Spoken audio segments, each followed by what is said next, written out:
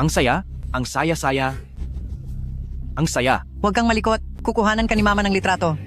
Gusto ko kumuha ng litrato. Gusto ko talagang kumuha. Bilis, kunan mo na ako. Ayusin lang ni Mama ang posisyon mo.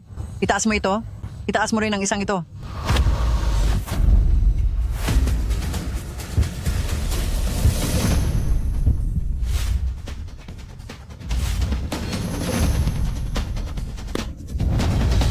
May sakit ka ba sa utak? Magandang binibini. Mabaho na pulubi. Nakakasura ka. Hindi ako pulubi, may sakit lang ako. Ako si Kunlun Wargad.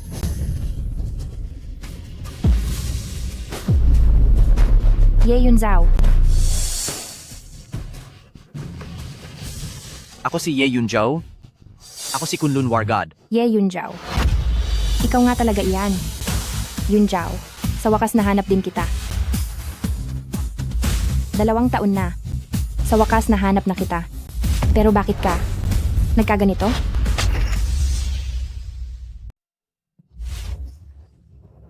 Ginoong Zhao, talagang napakagalante ni Pamilyang Zhou. Tia, ang mga regalong pera na ito ay tanda ng aking katapatan sa ating pag-iisang dibdib. Pagdating ng araw ng kasal namin ni Ruo, ang perang ibibigay ko ay magiging 10 beses na mas malaki kaysa sa natanggap nyo ngayon. Walang problema. Pabalik na si Ruo. Sa pagbalik ni Ruo, maaari na ninyong formal na simulan ang inyong pagpapakasal.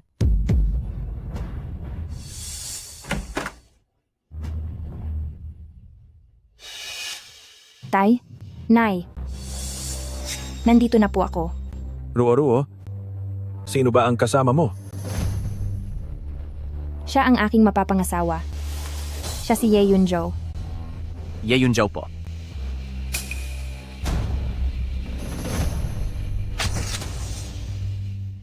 Anong sabi mo, Ruo? Hindi ba't isang baliw lang ang lalaking ito?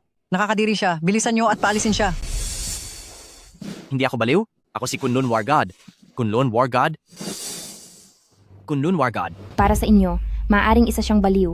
Pero para sa akin, siya ang fiancé ko at siya rin ang nagligtas sa buhay ko. 2 taon ang nakalipas dahil sa pagliligtas niya sa akin, kaya siya naging ganyan ngayon. 2 taon ko siyang hinanap at sa wakas nahanap ko na siya, pakakasalan ko siya. Pakakasalan siya? Pakakasalan siya? Papakasal? Papakasal. Kin Ruo, anong ibig mong sabihin? Pumunta ako rito ngayon para mag-propose dala ang napakalaking halaga, tapos ito lang ang ihaharap nyo sa akin? Ano to? Balak nyo ba akong insultuhin? Young Master Zhou, pakiayos ang pananalita mo. Fiancé ko ito ni Qin Ruo. Matuto kang rumespeto. Saka, kailan ko ba sinabing pakakasalan kita? Anong sabi mo? Ginoong Zhao, huwag po kayong magalit. Siguradong may maling pagkakaunawaan lang dito. Kahit pa naging baliw ang taong ito dahil sa'yo, wala na siyang silbi dahil ganyan na siya. Wala na kayong kinalaman sa isa't isa. Hindi mo ba alam kung gaano karaming regalo ang dinala ni Ginoong Zhou ngayon? Huwag mong galitin si Ginoong Zhou. Sabi ko na sa inyo, hindi ko pinayagang magpakasal sa kanya. Isa lang ang pakakasalan ko. Si Ye Yun Zhao. Tito at Tia, pinapunta nyo ba ako rito? Para lang hiyain ako? Hindi. Hindi po. Ginoong Zhao, hindi sa ganoon. Hindi ko rin alam kung ano ang nangyari, pero huwag po kayong mag-alala. Sinisiguro ko po na si Ruo ay makikipag-engagement sa inyo. Imposible. Ang pakakasalan ko ay ang tanging tao lang na nasa harapan nyo. Walang iba kundi si Ye Yun Zhao. Hindi maaari. Ang pakakasalan ko ay ang tanging lalaki na nasa harap nyo. Si Ye Yun Zhao. Magpapakasal ako. Magpapakasal ako. Mabuting magpakasal. Ako, si Kunlun Wargad. Anong sinasabi mo? Kunlun Wargad?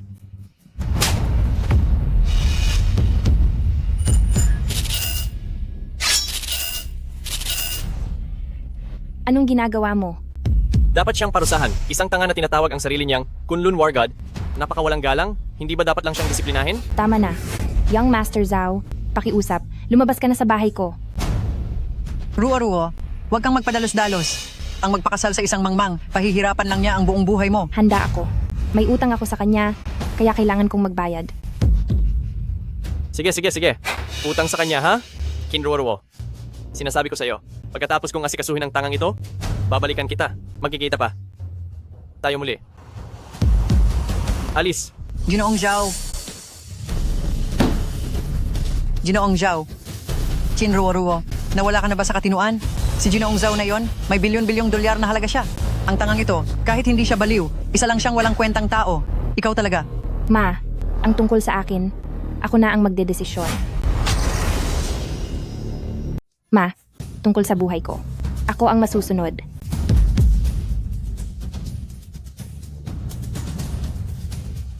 Anong kamalasan ito?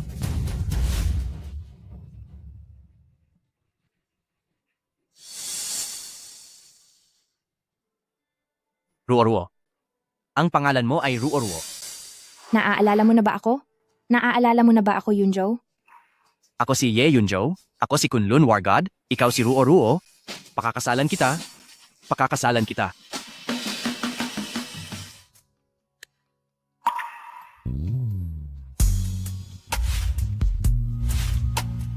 Patawad, Yunzo. Kasalanan ko ang lahat ng ito. Huwag kang mag-alala. Sisiguruhin kong gagaling ka. Ano man ang mangyari, aalagaan kita habang buhay. Parang naihina naman ako sa pantalon ko. Hindi ito maaari kung magpapakasal si Ruo sa sira-ulong iyon. Paano? Paano na lang ang mukha na ihaharap ko? Pero si Ruo, alam mo naman ang batang iyan. Napakatigas ng ulo niya at may nararamdaman pa siya para sa lalaking iyon. Bukod pa roon, iniligtas siya nito noon, kaya paano niya ito basta tatalikuran? Pero hindi ito ang tamang paraan. At si Ginoong Zhao, isa siyang napaka-impluensyadong tao. Nagkagusto siya sa Ruo natin at kapag hindi ito natuloy, Ngayon, mayroon na lang isang paraan. anong paraan?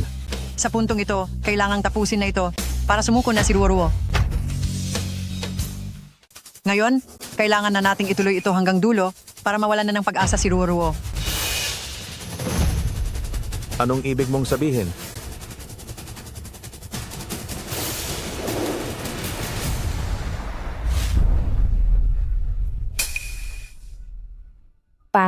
Ma, papasok na po muna ako sa trabaho. Sige, mag-ingat ka. Nasa loob ng kwarto si Yunjo, huwag niyo po siyang papahirapan. Itong batang ito, kung ano-ano ang sinasabi, huwag kang mag-alala, pumasok ka na sa trabaho. Kami na ang mag-aalaga kay Yunzo. Hindi ba matandang Chin? Oo, tama yan.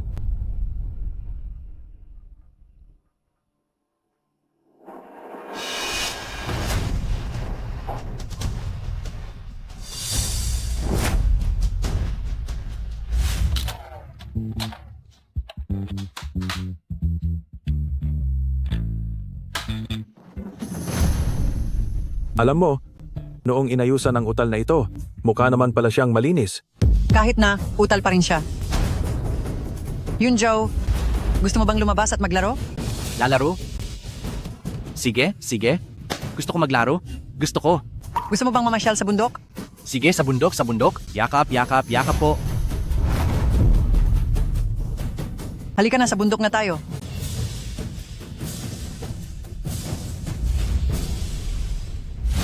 Masaya ba, Gunggong? Masaya. Hindi ako gunggong.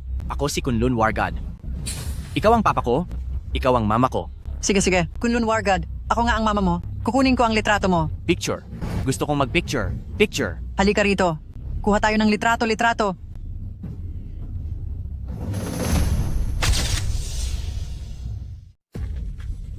Masaya ito. Masaya. Napakasaya. Huwag kang malikot. Kukuhanan ka ni mama ng litrato. Gusto ko pong magpakuha ng litrato. Gusto ko talagang magpakuha. Sige na, kuhanin mo na. Aayusin lang ni mama ang pwesto mo. Itaas mo ito, itaas mo rin ito. Matandang Kin, siguradong wala na siya pagkatapos nito, di ba? Sa sobrang taas nito, siguradong wala na siya. Huwag mo akong sisihin. Ginagawa ko lang ang lahat para sa ikabubuti ni Ruo. Huwag mo akong sisihin.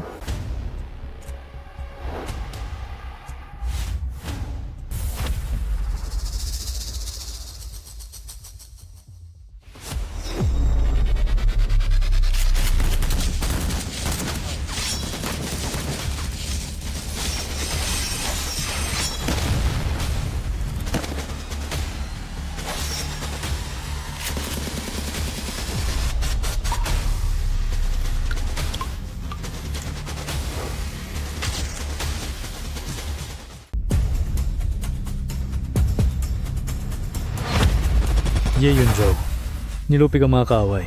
Nilinis ang mga taksil, pinrotektahan ang kunlun, at ipinagtanggol ang ating lupain.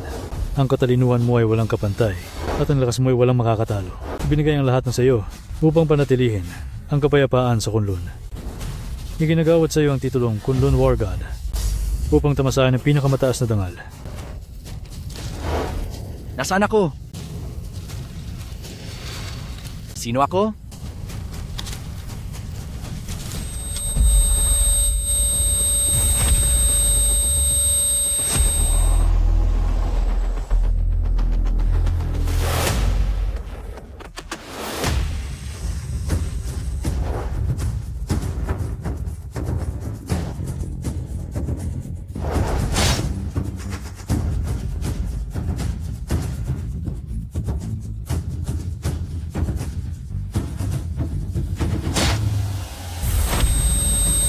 Ye Yunjao. Ikaw ba talaga yan? Yunjo, sa wakas ay nahanap na kita. Hindi maaari. Ang pakakasalan ko ay walang iba kundi ang taong nasa harapan nyo, si Ye Yunzao. Ruo-ruo? Kinruo-ruo.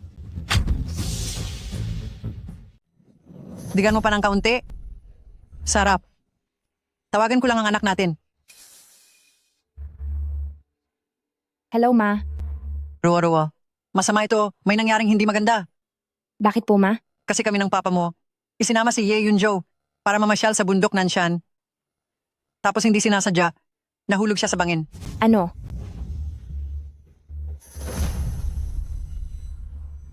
Ye Yunjao. Ye Yunjao. Ye Yunjao, nasaan ka? Ye Yunzao, Ye Yunzao. Yunjo. ang labas naman nito. Dito siya mismo nahulog. Bakit nawala? Oo nga, Isang buhay na tao, paanong bigla na lang naglaho? Sabihin niyo sa akin ang totoo. Hindi kaya kayo ang sinadyang nagtulak sa kanya sa bangin? Anong klaseng pananalita yan? Bakit naman namin gagawin? Yun ang sinasadya. Mabuti lang ang hangarin namin na ipasyal siya rito. nalulungkot din kami. Kapag nalaman kong kayo ang may gawa nito, hindi ko kayo mapapatawad. Dahil lang sa isang hangal, gaganyan ka na sa mga magulang mo?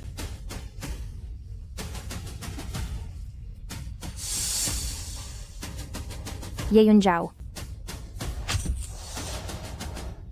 Ruo-ruo, huwag ka nang malungkot ng masyado dahil wala naman talaga siyang isip. Tama.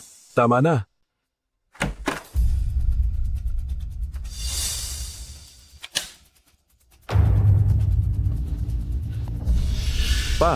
Paanong ikaw yan? Tao ka ba, umulto? Yunjao? Talaga bang maayos ka lang? Salamat sa Diyos. Akala ko talaga ay wala ka na. Ikaw na baliw ka. Bakit bumalik ka pa? Ang taas ng pinagpalaan mo. Hindi ka ba tuluyang nawala? Ikaw, kumusta ang nararamdaman mo? May masakit ba sa'yo?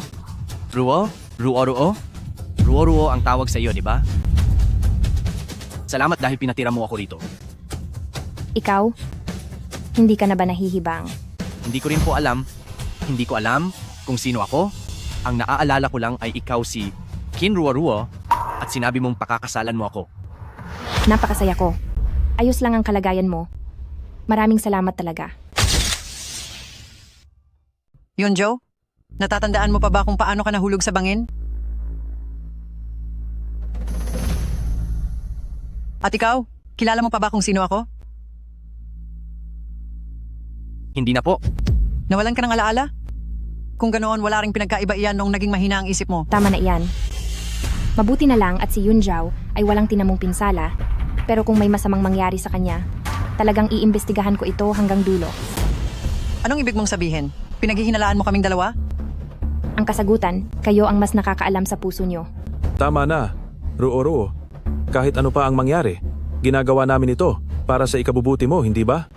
Dahil maayos na ang isip niya ngayon, wala ka na dapat pang dahilan para alagaan siya. Paano kaya kung dalhin na lang natin siya sa ampunan? Sinabi ko na sa inyo, aalagaan ko siya habang buhay at hindi iyon magbabago. Talagang ginalit mo ako. Bukas sa handaan para sa kaarawan ng lolo mo, hindi ka pwedeng pumunta. Ruo-ruo? Nagiging pabigat ba ako sa iyo? Hindi. Basta ayos ka lang, hindi ka kailanman magiging pabigat. Bukas, isasama kita sa birthday party ni Lolo. ipapaalam ko sa lahat ang relasyon nating dalawa. Lolo, ito po ang regalo ko para sa inyo. 1,000 taong gulang na ginseng. Hangad ko po ang mahabang buhay nyo.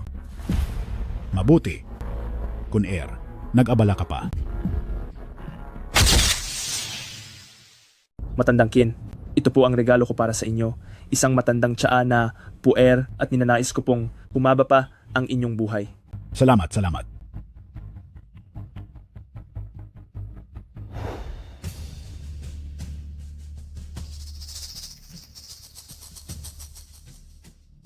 Lolo, ito po ang hiniling kong mga prayer beads para sa inyo. Hangad ko pong mapuno kayo ng pagpapala. Sino siya? Siya. Siya po ang mapapangasawa ko. Ano? Mapapangasawa? Kung hindi ako nagkakamali, siya dapat ay si Ye Yun-jo na galing sa pamilya Ye. Isa siyang tanga. Noong nakaraang 2 araw lang nakita ko siyang namamalimos sa ilalim ng tulay. Paano naging mapapangasawa mo na siya ngayon? Oo nga. Nakita ko rin siya. Binigyan ko pa nga siya ng mga tirang pagkain. Ruo-ruo, ano ba talaga ang nangyayari dito? Totoo po. Siya nga si Ye Yun-jo. 2 taon na ang nakakalipas, magkasama na kami noon pa. Nawala siya sa kaniyang sarili, para lang iligtas ako. Pero maayos na siya ngayon. May amnesia lang siya sa kasalukuyan. Sige po, ganun ba? Susubukan ko muna siya. Ye Yun-jo? Ang isa dagdagan ng isa. Magiging ilan? Tingnan niyo po. Hindi siya makasagot. Paano nasabing maayos na siya? Ruo-ruo, hindi ba't sinabihan na kita na huwag kang pupunta rito ngayong araw? Hindi ka lang basta pumunta, isinama mo pa ang hangal na ito. Gusto mo ba kaming mapahiya, ano? Nandito ako ngayon dahil gusto ko sa harap ni Lolo at ng lahat ng narito ay formal na ipaalam ang ating relasyon. Ruo-ruo, anong tingin mo sa lugar na ito? Anong tingin mo sa akin? Sa pamilyang Chin natin? Paanong may makakapasok na ganitong klase ng tao? Tama po. Kinruo-ruo, marunong ka ba talagang sumunod sa patakaran? Naglakas loob kang pumili ng mapapangasawa? Na hindi man lang kinokonsulta si Lolo? Binibigyan mo pa ba ng importansya si Lolo at ang ating pamilya? At saka, nang dinala mo ang taong iyan dito, ano ba talaga ang binabalak mo? Gusto ko lang makasama ang taong mahal ko. Ano bang masamang balak ang sinasabi nyo? Lapastangan. Wala kang galang. Hindi mo ba alam kung paano rumespeto? Ikaw, okay lang na pagsabihan mo ako? Pero huwag kang sisigaw sa kanya. Anong sinabi mo? Ang sabi ko ay huwag mo siyang sisigawan. Kung hindi ay gaganti ako sa'yo. Yun-jo, huwag kang magsasalita. Narito ako. Walang sinumang pwedeng umapi sa'yo. Ngayon lang ako nakakita ng ganito. Tuturuan ko lang ng leksyon ang pamangkin ko, pero tinatakot pa ako ng isang lukulukong ito. Lalakasan ko ang boses ko ngayon. Ano ang magagawa mo? Sige, saktan mo ako. Loko-loko, anong ginagawa mo? Naglakas loob ka talagang saktan ako. Sinabi ko na sa iyo, hanggat narito ako, walang pwedeng umapi sa kanya. Tio, pasensya na po. Siya po ay... Ibang klase na ito, wala nang galang. Hoy bata, ang lakas ng loob mong saktan ang tatay ko? Naghahanap ka ba ng gulo? Kun, bilis at paalisin mo ang baliw na lukulukong iyan dito. Mga tao, halikayo! Lolo, hindi niya po sinasadya. Pinoprotektahan niya lang po ako. Alis. Yun-jo. Ruo-ruo. Ye Ruo-ruo. Yun-jo. Alis sabi. Ye Yun-zao. Ye Yun-jo. Ye Yun-jo. Bitawan niyo ako. Hayaan mo na siya. Manatili ka rito. Bitawan mo ako. Ruo-ruo. Ruo-ruo.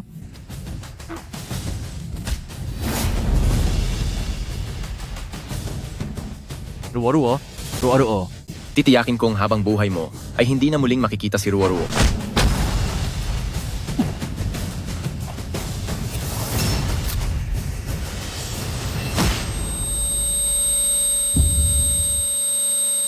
Lumayas ka sa harap ko. Tara na. Ye Yun-jo, pinuksa ang mga kaaway sa labas. Tinapos ang mga trader sa loob. Pinrotektahan ng Kunlun at ipinagtanggol ang ating teritoryo. Sa talino ay wala kang katulad. At sa lakas ay walang makatatalo sa iyo. Ibinigay mo ang lahat para panatilihin ang kapayapaan sa Kunlun. Kaya ginagawad sa iyo si Kunlun War God. Ang karangalang mataas pa sa lahat.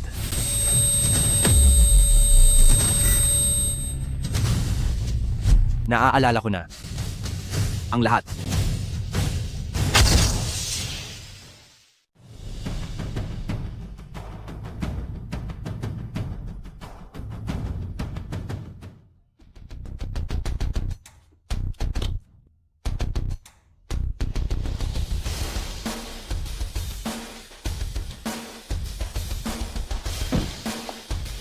President Feng, may tawag. Hello? Feng Yaojin. Ano? Kayo po ba talaga ang Kunlun War God?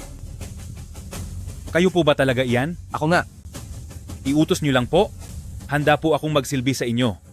sa loob ng 7 araw, babalik ako sa Battle God Palace. Ngayon, gusto kong gawin mo ang 2 bagay para sa akin. Ang unang bagay, magpadala ka kay Lolo Pamilyang Chin ng isang napakahalagang regalo. At dapat nakapangalan. Ito sa Qin Ruoruo. Ang ikalawang bagay, alamin mo kung sino 2 taon na ang nakalipas ang nagtangkang itumba ako at iulat mo sa akin pagkalipas ng 7 araw. Huwag po kayong mag-alala. Aayusin ko po ito ng mabuti.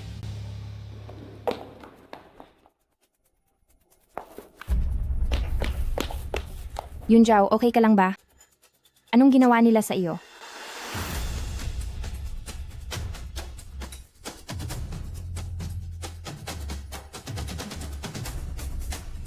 Maayos lang ako. Naaalala ko na ang lahat. Totoo ba? Naaalala mo na ba talaga ang lahat? Ako si Ye Yunjao. Narito na ako.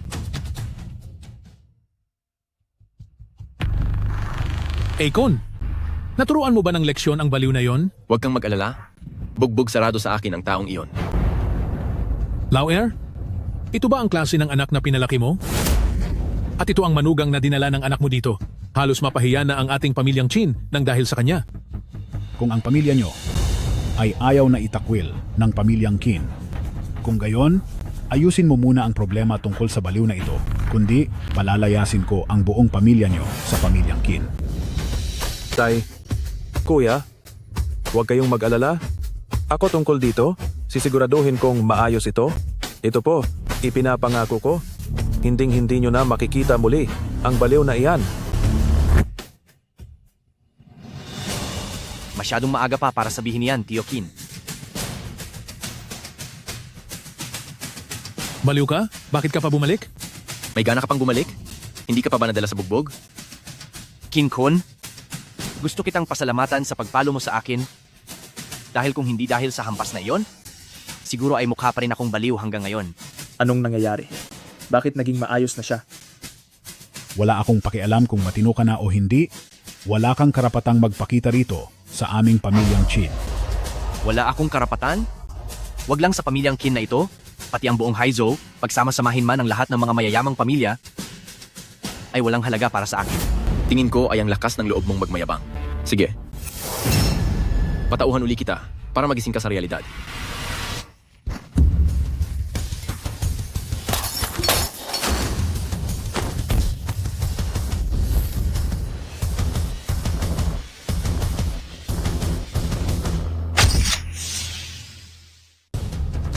Kayo riyan. Tapusin niyo siya. Humanda ka. Aray, aray! Aray, aray, aray! Tama na.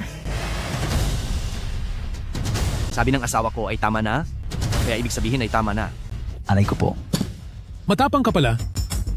Anong balak mong gawin? Gusto mo bang saktan ang lahat dito sa pamilyang Qin? Kayo naman ang naunang sumugod. Ang ginawa ko lang ay ipagtanggol ang sarili ko, di ba? Huwag mong isipin na porket marunong ka ng kaunting karat ay maaari ka ng maging hambog at gawin ang kahit anong gusto mo. Sinasabi ko sa iyo, ang baliw ay baliw pa rin. Hindi ka nababagay sa pamilyang Qin. Hindi na babagay? Paano kung sabihin kong mayaman ako ng $1 trilyong at may mataas na katayuan sa lipunan? Nababagay na ba ako sa pamilyang Qin mo? Yunjao, huwag ka namang magsalita ng ganyan. Mukhang hindi ka pa magaling sa pagkabaliw mo. Magpadoktor ka na sa mental. $1 trilyon? Mataas na katayuan? Nananaginip na yata ng gising ang batang ito. Hoy bata, Paglabas mo sa pinto na ito, parurusahan kita ng husto. Si Feng Yaojin? Kilala niyo naman siya, di ba? Oo, kilala namin siya. Ang pinakamayamang tao sa Haishu, ang namumuno sa pamilyang Feng. Isang tunay na makapangyarihang tao. Ano ang tungkol kay Jinye? Huwag mong sabihin, isa ka sa mga tauhan ni Jinye? Siyempre, hindi ako tauhan ni Feng Yaojin, pero mapapapunta ko rito si Feng Yaojin para magbigay ng regalo sa Elder Qin.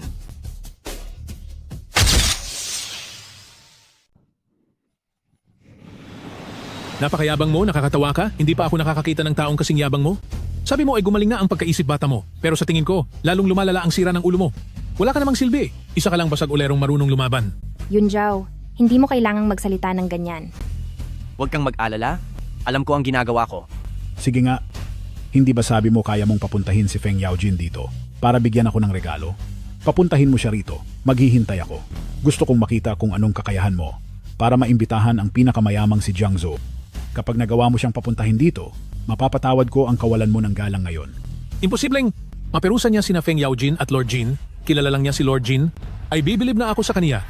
Napakayabang ng taong ito, dito pa sa pamilyang Qin, sinaktan ang mag-amang pamilyang Qin, dapat siyang maparusahan. Parang wala namang sinuman ang makakapagparusa sa akin. Bata, hindi porket marunong kang makipaglaban ay magaling ka na. Sinabi kong paparusahan kita at mangyayari iyon, isang tawag ko lang. Ayaw ko kayong paglamangan. 10 minuto lang, papapuntahin ko rito si Feng Yaojin para bigyan ka ng regalo. Kung hindi ko magagawa iyon, kahit anong gawin ninyong pamilyang Qin, ay tatanggapin ko. Sige, hihintayin ko ang 10 minuto mo. Yunjao, mabutit maayos ka na, kaya umalis ka na. Lalong lumalala ang gulo, hindi ka talaga nila palalagpasin. Ruo-ruo, huwag kang mag-alala. Si Feng Yaojin, hindi niya magagawang hindi pumunta. Gaya ng sinabi mo, nasusunod si Feng Yaojin sa mga plano mo at pupunta rito para bigyan ako ng regalo, ibig sabihin ay siguradong hindi ordinaryo ang pagkatao mo. Hindi lang kita patatawarin, papayag din ako sa pagpapakasal niyo. Ni Ruo o ipapasa ko ang posisyon sa main company ng pamilyang Qin. Kay Ruo. Lolo, hindi po ba sa akin ang posisyong General Manager? Huwag kang mataranta. Naniniwala ka ba talagang mahahanap niya si Feng Yaojin? Sa bagay, paano naman mahahanap ng hangal na ito si Lord Jin? Tingnan na lang natin kung anong mangyayari. Narito na si Batang Panginoong Zhao.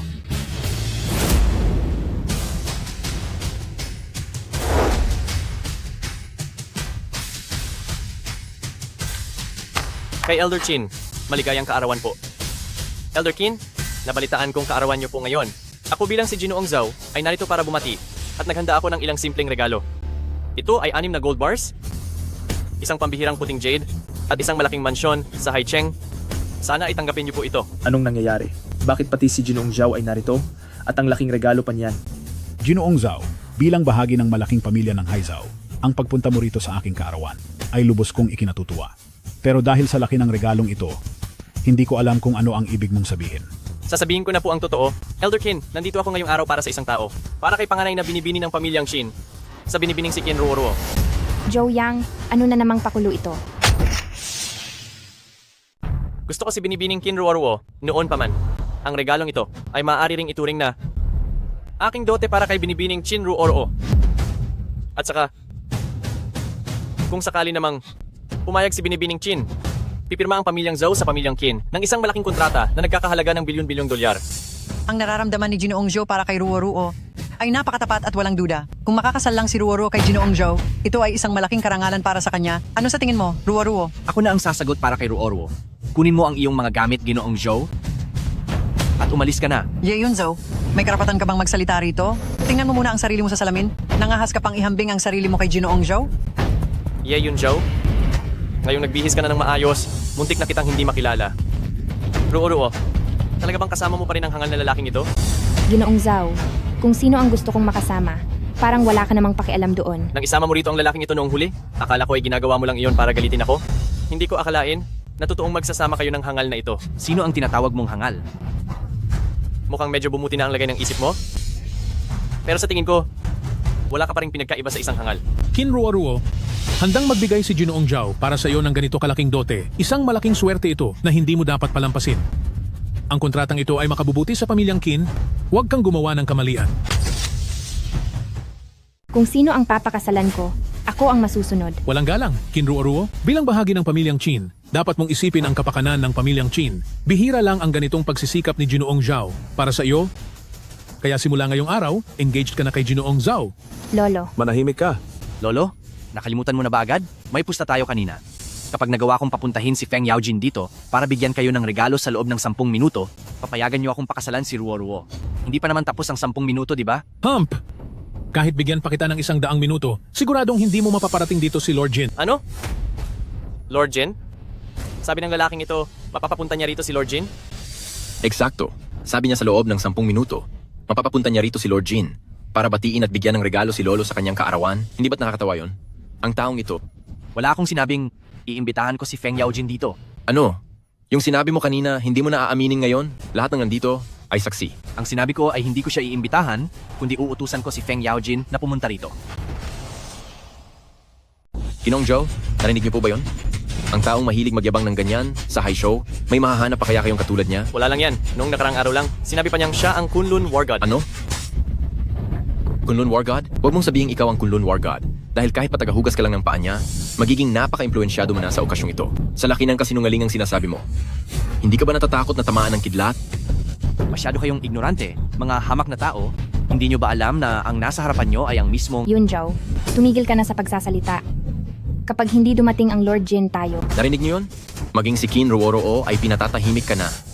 Bakit ka pa sige daldal ng daldal diyan? Yun, Joe. Huwag mo na kaming hiyain dito. Ang lumayas ka na ngayon ang pinakamatalinong desisyon na magagawa mo. Inaakala nilang ako'y hibang. Ngunit ang totoo ay sila ang mangmang.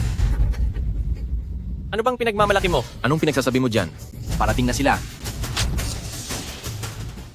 Dapat ay malapit na siya. Anong forma yan?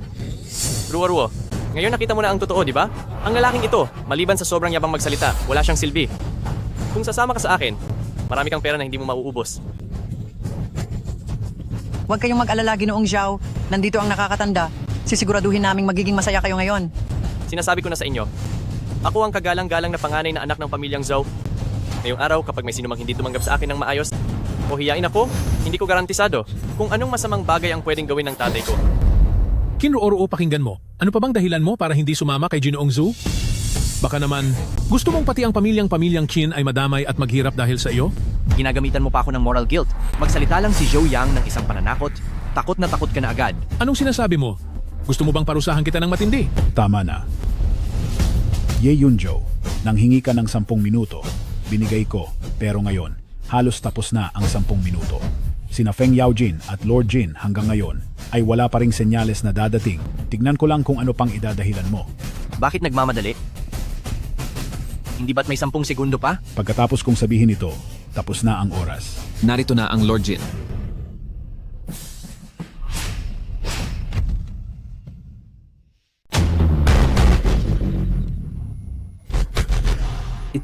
Ito ba talaga si Lord Jin? Binabati kita. Lord Jin. Lord Jin, Nabalitaan ko na kaarawan mo ngayon, kaya naghanda ako ng isang espesyal na regalo. Ito ay isang tsekeng nagkakahalaga ng $1 bilyong. $1 bilyong? Feng Yaojin? Sakto talaga ang dating mo. Pasensya na po, Ginoong Ye.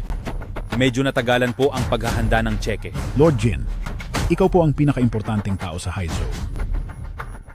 Sobra naman po ang papuri nyo, matandang Qin. Hindi ko po deserve ang ganung papuri. Lord Jin, ang regalong dala nyo. Si Ye Yunzhou po ba ang nakiusap na dalhin nyo ito? Hindi po nakiusap. Si Ginoong Ye po ang nag-utos sa akin na dalhin ito. Ang Ye Yunzhou na ito, posible bang siya talaga ang pinakamakapangyarihan sa lahat? Paano mangyayari iyon? Lord Jin, kayo po ang pinakamayamang tao sa Haicheng? Ang numero 1 tao rito?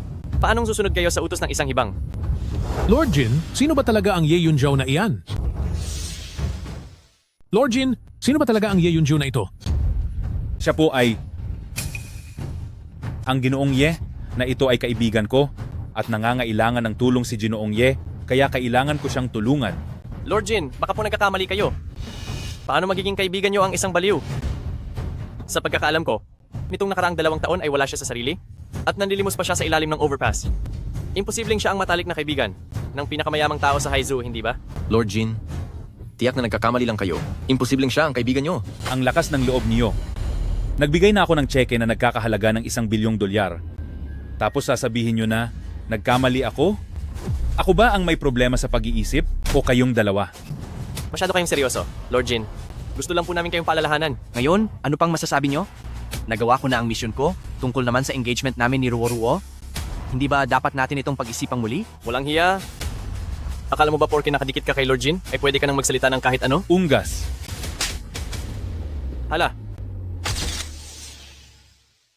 Sa tingin mo ba ay may karapatan kang hamakin si Ginoong Ye? Walang hiya ka. Lord Jin, pagpasensyahan mo na. Tama na yan, Feng Yaojin. Tapos na ang gawain mo. Maaari ka nang umalis. Opo, Ginoong Ye. Matandang Kin, heto po ang checking nagkakahalaga ng $1 bilyong. Tanggapin niyo po ito. Sana ay maging kasing lawak ng dagat ang iyong suwerte at humaba pa ang inyong buhay. Yayamang narito na rin lang si Lord Jin. Bakit hindi muna tayo mag-alay ng munting salo-salo? Huwag na po. May mahalaga pa po akong dapat asikasuhin. Aalis na po ako. Paalam po. Mag-iingat po kayo, Lord Jin. Nakaalis na si Feng Yaojin. Lolo, nagawa ko na ang pinapagawa nyo tungkol naman sa kasunduan namin ni Ruo na mag-engage. Salamat sa tulong nyo. Siyempre, kaming mga pamilyang Qin ay laging tumutupad sa pangako. Wala akong pakialam kung anong ugnayan nyo ni Lord Jin. Dahil natupad mo ang usapan, gagawin ko rin ang bahagi ko. Pinahihintulutan ko na ang engagement ninyo ni Ruo. At higit pa doon, papalitan ni Ruo si Akon bilang bagong general manager ng Qin Group. Hindi po ako sang-ayon diyan. May problema ba rito? Ako ang naging general manager ng pamilyang Qin. Sa loob ng maraming taon, marami rin akong pinagdaanan at naitulong dito. Bigla niyo na lang akong papalitan, hindi ako papayag. Sinabi ko na sa iyo na kaming pamilyang Qin ay tumutupad sa aming pangako. Kailangang magawa ang mga bagay na ipinangako kay Ye Yunzhou. Pero lolo, nagsalita lang naman siya. Tapos ibinigay agad ang napaka-importanting posisyon sa pamilyang Qin kay Qin Ruo. Akon, nalilito ka na. Ito ay check na nagkakahalaga ng $1 bilyong. Alam mo ba kung ano ang ibig sabihin ng $1 bilyong? Sa tingin mo ba ay basta-basta lang ang ganoong halaga? Ang kabuuang halaga ng pamilyang Qin ay hindi aabot ng 1 bilyon. Pero nagawa iyon sa isang salita lang ni Ye Yunzhou? Maging si Lord Jin ay buong paggalang sa kaniya. Hindi mo ba nararamdaman na hindi ordinaryong tao si Ye Yunzhou? Tama, yan nga ang sinasabi ko. Ang manugang ko ang pinakamagaling sa lahat. Sabi ko na nga ba, madali lang sa kaniya ang kumuha ng 1 bilyon. Sino pa ba ang makakagawa niyan sa pamilyang Qin? Kinkun, kung hindi ka masaya, humanap ka rin ng 1 bilyon. Dahil mukhang napakagaling ni Ye Yunzhou, maluwag sa loob namin ito at tinatanggap namin ang katotohanan. Simula ngayon, ang posisyon bilang manager ng pamilyang Qin ay ibibigay na kay Qin Ruo. Handa nang umatras si Akon. Sige, ganoon na nga ang mangyayari. Ikakasal sina Ye Yunzhou at Qin Ruo at ang posisyon ng general manager ng pamilyang Qin ay mapupunta na kay Qin Ruo. Teka lang. Nandito pa ako. Teka lang. Nandito pa ako. Ginoong Zhou, nakita mo naman ang nangyari kanina. Hindi naman sa ayaw kong ipakasal sa iyo si Ruo. Wala lang talaga akong magagawa. Mukhang wala talaga kayong tadhana ni Ruo. Mula bata pa ako, lahat ng gusto ko, Zhou Yang, ay hindi ko pinapalampas. Saka, pumayag lang naman si Lord Jin na bigyan siya ng regalo, ngunit hindi siya pumayag sa usapan tungkol sa engagement nila ni Ruo. Magkaibang bagay yon. Pero ako, pumayag na ako sa kasal nila ni Ruo. Ano naman kung pumayag ka sa kanya? Dito sa Haicheng, kahit ano pang gustuhin ko, si pamilyang Zhou ay mapupunta rin sa pamilya Zhou.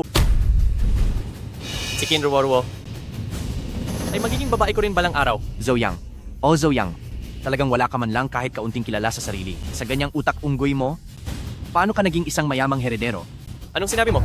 Hindi mo ba talaga mahalata kung ano ang ugnayan namin ni Feng Yaojin? Sabi mo takot na takot ka kay Feng Yaojin? Bakit hindi ka natatakot sa akin? Ano bang pinagsasabi mong kalokohan? Isang makapangyarihang tao ni Lord Jin, kaya ka lang naman niya pinagbigyan ay dahil sa utang na loob. Tungkol sa pagkakaibigan ninyo, alam namin kung sino ka talaga. Kitang-kita namin ang lahat. Akala mo ba bigla ka na lang aasenso niyan? Tama. Tinulungan ka man ni Lord Jin ng 1 beses? Sa tingin mo ba ay tutulungan ka pa niya sa pangalawang pagkakataon? Ang halaga ni Young Master Zhou ay lampas sa $1 bilyong. Anong laban mo kay Young Master Zhou? Pares kayong may utak unggoy. Zhou Yang, dahil nandito na tayo sa puntong ito, huwag ka nang magpaliwanag pa ng kung ano-ano. Hinding-hindi ako magpapakasal sa iyo, kaya dalhin mo na ang mga regalo mo at umalis ka na para may matira pa kahit konting dignidad sa sarili mo. Tandaan mo ang sasabihin ko? Magiging akin ka rin sa huli. Alis!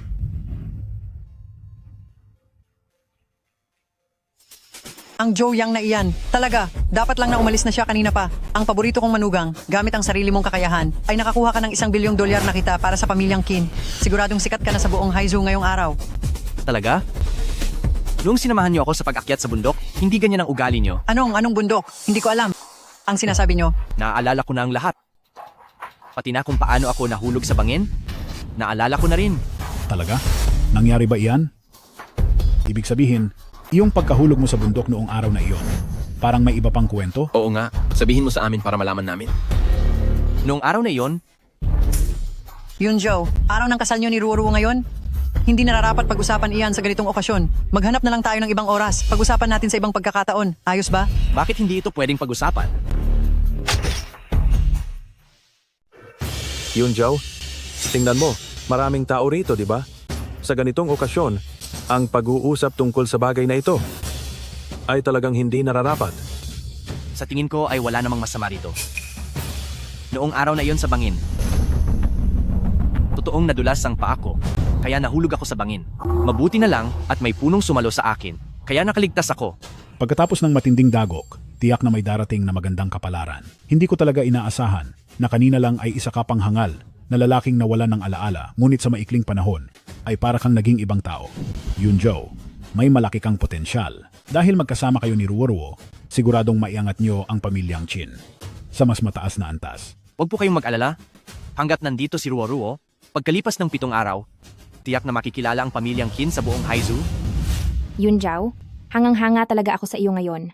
Handa na sana akong alagaan ka habang buhay, ngunit bigla na lang na parang nagising ang iyong kakayahan. Mabilis kang naging isang makapangyarihang tao, talagang kamangha-mangha. Dapat akong magpasalamat sa taong nagtulak sa akin sa bangin, pati na sa pagpalo ng iyong pinsang si Akun. Kung hindi dahil doon, baka inalagaan mo na nga ako habang buhay.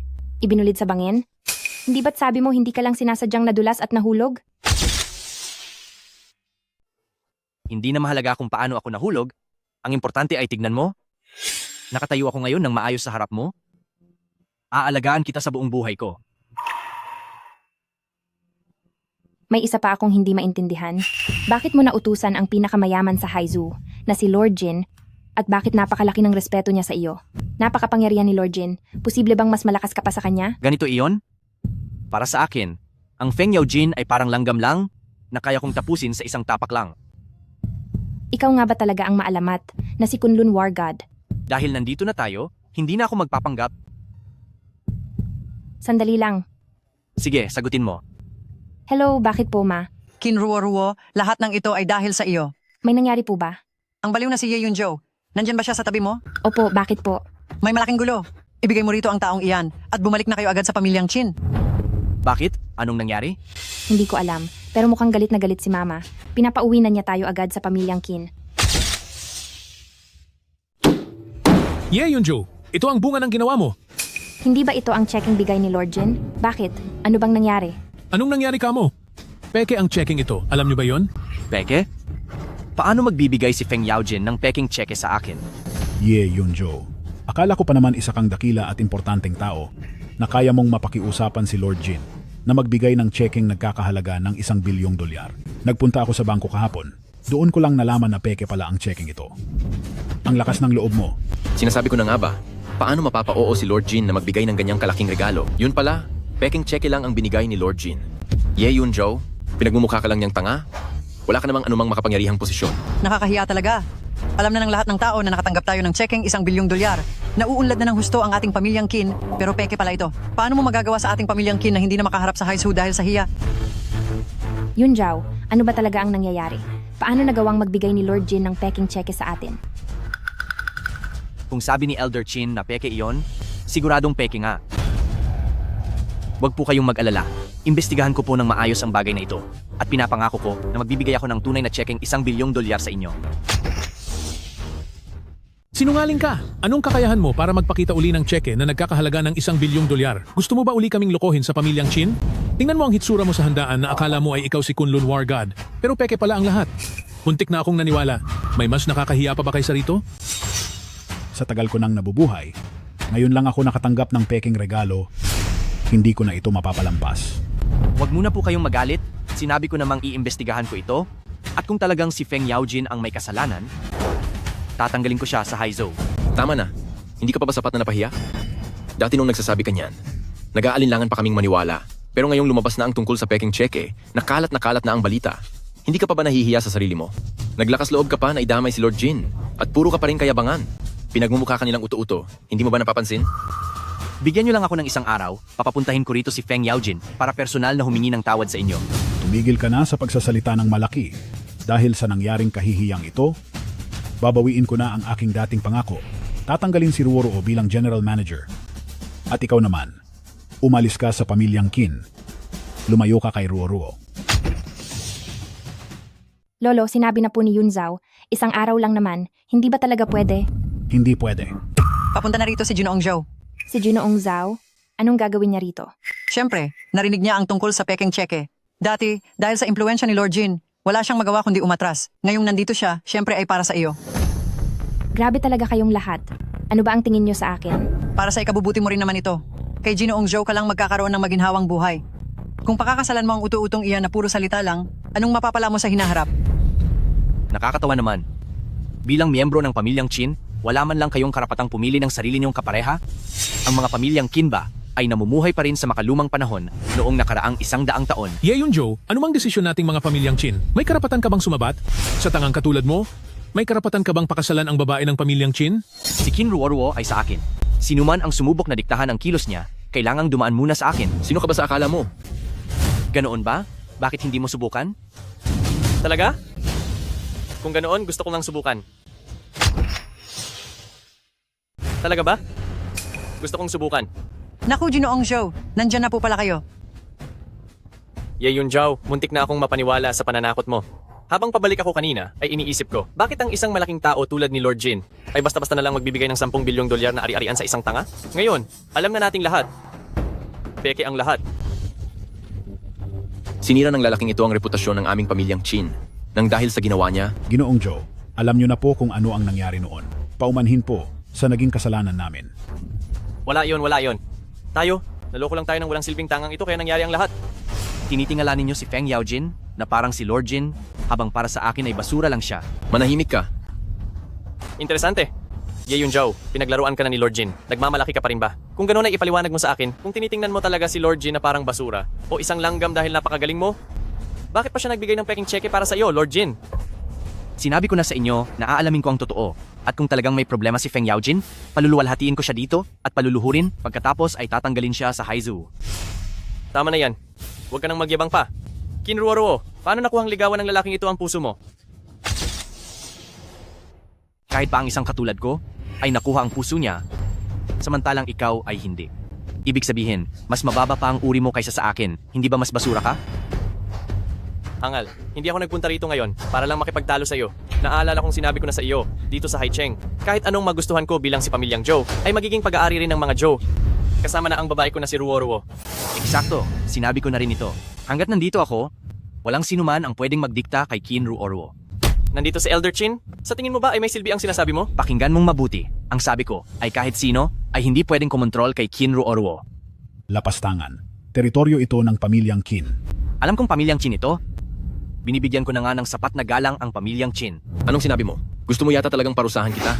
Sige, parusahan mo ako. Sa tingin mo ba ay may lakas ka ng loob na saktan ako? Sinasabi mong wala akong lakas ng loob na kumilos? May mapapala ba kayo sa pabalik-balik nyo na ito? Nagsalita na ako. Kung ano man ang pagkatao ni Ye Yun Zhao, sa kanya lang ako magpapakasal.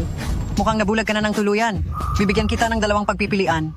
Alin man sa sumama ka kay Ye Yun Zhao at tuluyang lisanin ang pamilyang Qin. At kalimutan na kami sa pamilyang Qin. O di kaya ay makipag-isang dibdib kay Junoong Zhao at putulin ang lahat ng ugnayan kay Ye Yun Zhao.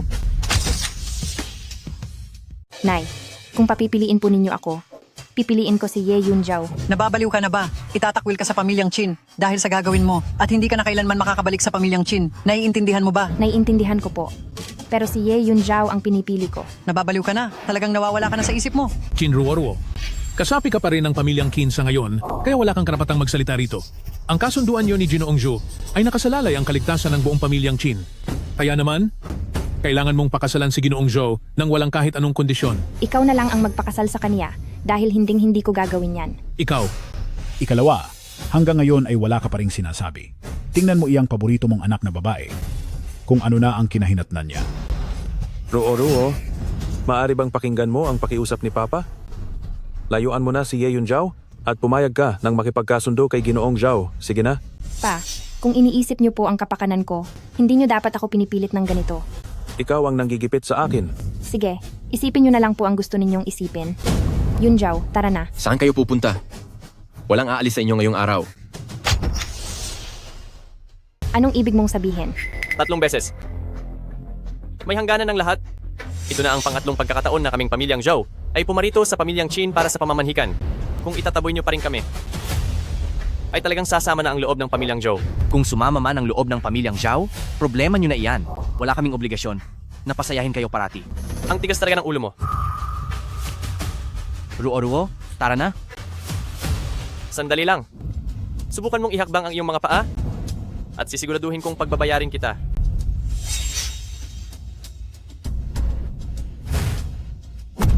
Ihinahakbang ko na ang kaliwang paa ko. Subukan mo ako. Naghahanap ka talaga ng gulo. Anong ginagawa mo? Anong ginagawa mo? Lapastangan. Sinubukan mong saktan si Ginoong Zhao. Talagang napakalakas ng loob mo. Anong gagawin niyo? Narito tayo sa pamilyang Qin. Naglalakas loob ba kayong gumawa ng gulo sa pamilyang Qin? Ano naman kung nasa pamilyang Qin tayo? Siya naman ang naunang manghamak kay Ginoong Zhao. Ginoong Zhao, huwag ka nang makipag-usap sa kanya. At parusahan na ang talunang iyan. Lolo, nagsusumamo po ako. Ginusto ni Ye Yunjiao ang nangyayari sa kanya. Walang makakatulong sa kanya. Ruo, huwag kang mag-alala. Sa 2 talunang ito, hindi nila ako matatalo. Ano pang tinitungangan ninyong dalawa dyan? Sugod na! Ikaw, Sa tingin nyo ba talaga ay kaya nyo ako? Si Ye Yunjiao? Nasaktan? Kailan ka pa naging ganyan kalakas? Tia? Pwede ko na bang isama si Ruo? Hindi maari. Hindi mo pwedeng ilayo ang anak ko. Sige, tungkol naman sa peking-checking iyon, magbibigay ako ng paliwanag sa inyo sa pamilyang Qin. Hintayin niyo ako. Yunjiao.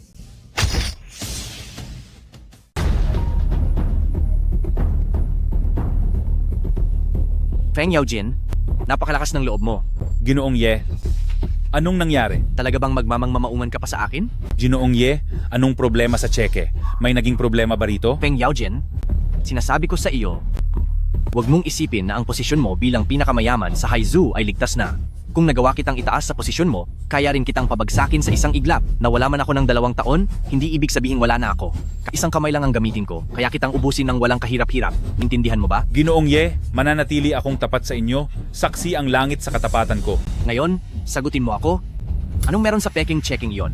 Ang Feng Yaojin na tseke, paanong magiging peke iyon? Kung tunay o peke man iyan, ako mismo ang mag-iimbestiga.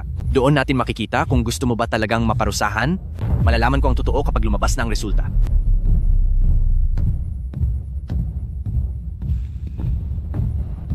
Hello? Ginoong Ye, ano po ang utos ninyo? Tulungan mo akong mag-imbestiga. Suriin mo ang lahat ng kilos ni Feng Yaojin nitong nakaraang 2 taon at alamin mo kung siya ba ang nagkanulo sa akin noong 2 taon na ang nakakalipas. Lord Jin, ang checking ibinigay mo para kay Kunlun War God na ibibigay sana kay Elder Qin ay talaga bang peke?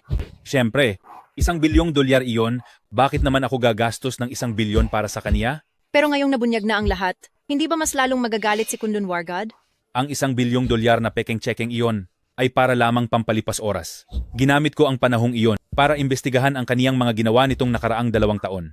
Lumabas na, talagang namuhay siya bilang isang pulubi sa loob ng 2 taon. Ibig sabihin, ang Kunlun War God ngayon ay hindi na katulad ng kung sino siya 2 taon na ang nakararaan. Siyempre naman, kahit gaano pa kalakas ang isang tao, kung naging hangal siya ng 2 taon at namuhay na parang pulubi, marami nang nagbago, at kahit gaano pa kalaki ang kakayahan niya, nawala na ang lahat ng iyon. Ngayon, hindi na siya ang taong makapangyarihan at kinatatakutan na si Kunlun War God. Kahit na bumagsak na ang makapangyarihan, may natitira pa rin itong lakas.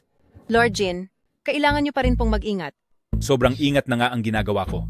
Kaya nga, nagbigay ako ng peking tseke. Masyado palang naging mahina ang ginawa ko sa kaniya nitong nakaraang 2 taon.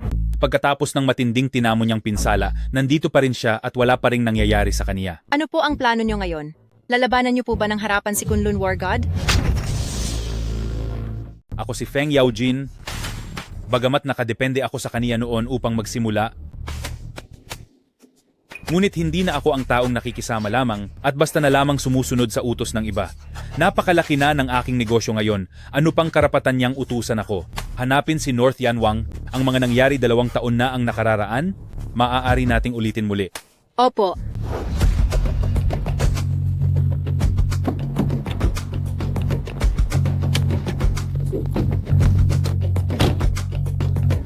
Maligayang pagdating po, Kunlun War God. Maligayang pagdating po, Kunlun War God. Tumayo kayo. Salamat po. Zimeng, sa labas, dapat mo akong tawaging Ginoong Ye. Masusunod po, Ginoong Ye. Hindi naging maayos ang trabaho ko at hinayaan po kayong magdusa sa labas ng 2 taon. Nakalipas na iyon. Habang wala ako rito ng 2 taon, anong balita sa Jianshen Temple? Mayroon bang nagtangkang magtayo ng sariling grupo? Sumasagot po sa inyo, Ginoong Ye. Ginagawa ng lahat ang kani-kanilang tungkulin. Sa sandaling bumalik kayo sa trono ng Jianshen, patuloy kayong kikilalanin ng lahat bilang hari. Subalit may isang tao po na nais magtayo ng sarili niyang kampo. Ang tinutukoy mo ay si Feng Yaojin, hindi ba? Tama po. Inimbestigahan ko si Feng Yaojin at tungkol sa peking tseke, sadya niyang ginawa iyon. Pati na rin ang nangyaring pagtatraidor sa inyo 2 taon na ang nakararaan. Siya rin ang may kasalanan sa likod noon. Hindi ko akalain na ang taong mismong tinulungan at itinaas ko ay may balak pa palang magtaksil. Sa tingin ko, nagawa ni Feng Yaojin na gumamit ng peking tseke dahil naniniwala siyang wala na kayong kakayahang lumaban. Ngunit ang hindi niya alam, bukod sa kanya, may 4 pa kayong pinunong pinalakas na mas makapangyarihan pa kaysa sa kanya at handang maglingkod ng tapat sa inyo. Kaya nilang tapusin siya kahit sino sa kanila. Kung walang magiging problema, makikita ko siya sa loob ng isang araw. Ipasara mo muna ang kanyang mga negosyo at ako na ang bahala sa iba pang mga bagay. Masusunod po. North Yanwang, ang tagal nating hindi nagkita. Ang kinatatakutang si North Yanwang ay talagang may dating. Masyado kang magalang. Dumiretso na tayo sa punto. Gusto ng boss ko na ipatapos ang isang tao, sabihin mo kung magkano. Presyo? Anong klasing presyo? Kahit magkanong halaga ang gusto mo, sabihin mo lang, maraming pera ang boss ko. 2 taon na akong hindi tumatanggap ng trabaho. Maraming nag-alok sa akin ng bayad, pero tinanggihan ko silang lahat. Hindi dahil sa maliit ang alok nila, kundi dahil wala pa akong nakikitang kapantay. Kaya tamad na akong lumabas. Hindi dapat aksayahin ang oras ko sa maliliit na tao. Pero sa pagkakataong ito, hindi basta-basta ang makakalaban mo. Huwag mo akong linlangin. Mula nang mawala si Ye Yunjo, ay wala nang nakapantay sa akin. Paano kung sabihin ko sa'yo na hindi na wala si Ye Yunjo 2 taon na ang nakakalipas? At ang gustong ipatapos ng boss ko ay walang iba kundi si Ye Yunjo? Paano mangyayari iyon? Personal kong tinapos si Ye Yunjo 2 taon na ang nakakalipas. Matinik ang lalaking iyon, nakaligtas siya sa tiyak na kapahamakan. Sa mundong ito, tanging ikaw lang ang may kayang tumalo sa kanya. Si Ye Yunjo.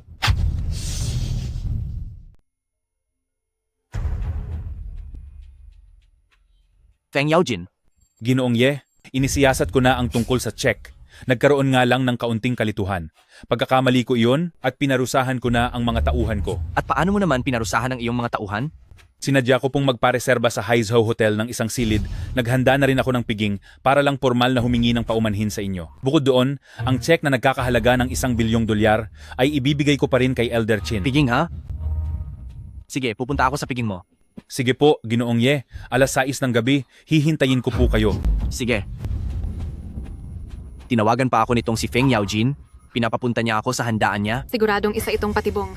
Ginoong Ye, napakataas po ng inyong katayuan. Huwag na kayong pumunta. Kaya ko na siyang ayusin. Huwag na.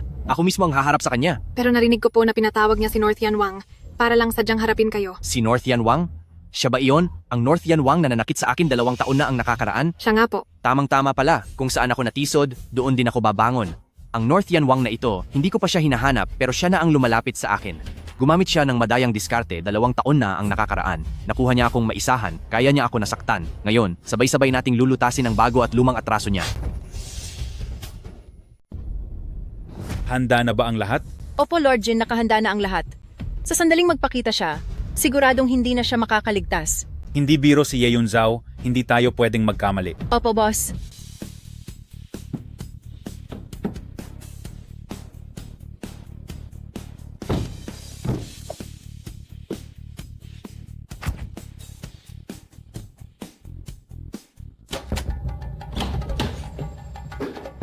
Ginoong Ye. Nagbibigay pugay po kami sa inyo. Ginoong Ye. Feng Yaojin. Lord Jin, parang umaasenso ka na. Hindi po sir, hindi po. Ginoong Ye. Mananatili po akong tauhan nyo at susunod palagi sa inyong mga utos. Mabuti, maganda ang sinabi mo. Pinagpadala kita ng isang malaking regalo para sa matanda at agad mo nga akong pinadalhan ng $1 bilyong na pekeng tseke. Ginoong Ye, yung peking checking nagkakahalaga ng $1 bilyong ay pagkakamali ko talaga. Kaya narito ako ngayon para humingi ng paumanhin sa inyo po. Halina kayo. At ialay ko ang shot na ito para sa inyo. Isang baso lang ng alak at sapat na iyon para mapaalis ako? Hindi po. Tingnan nyo na lang ang susunod kong gagawin. Kung ganoon, ngayong ang pinakamayamang tao sa Haizu ang nag-aalok ng alak, kahit na may lason pa ito, ay kailangan ko pa ring inumin. Hindi po. Nagbibiro lang kayo. Paano magiging may lason ito? Nagbibiro lang din ako. Ang checking nagkakahalaga ng $1 bilyong, naihanda ko na po iyon. At handa ko na itong ipadala kay pamilyang Qin kahit anong oras. Pero dahil sa $1 bilyong na iyon, nawalan ako ng mukha sa harap ng marami. Ginoong Ye, huwag kayong mag-alala. Kung paano kayo napahiya, doble pa ang gagawin ko para maibalik ang dangal nyo. Feng Yaojin, akala mo ba ay dahil sa pakiramdam mong makapangyarihan ka na, hindi na kita kayang kontrolin? Gusto mo ba akong pantayan? O baka naman gusto mo nang tumuntong sa ulo ko? Hindi po. Ginoong Ye, napakalalim naman po ng sinasabi nyo. Wala po akong lakas ng loob na gawin iyon. Paano namang wala? Kailan ka pa nagkaroon ng karapatan na maupo sa harapan ko? Pasensya na po, hindi ko na uulitin. Oo. Pasensya na, kasalanan ko ito.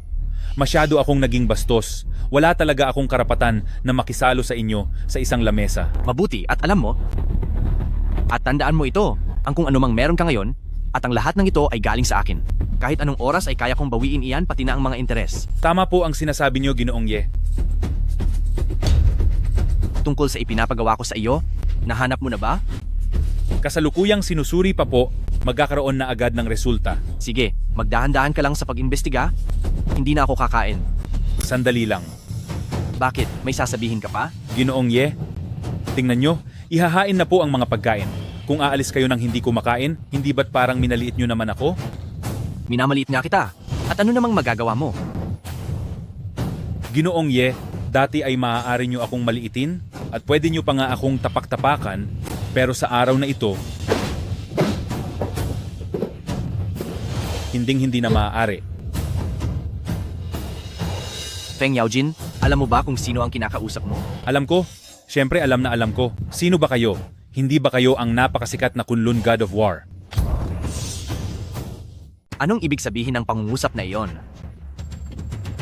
Ginoong Ye, sa buong buhay mo, ang pinakamalaking pagkakamaling ginawa mo ay ang tulungan ako na maging pinakamayamang tao sa Haizu.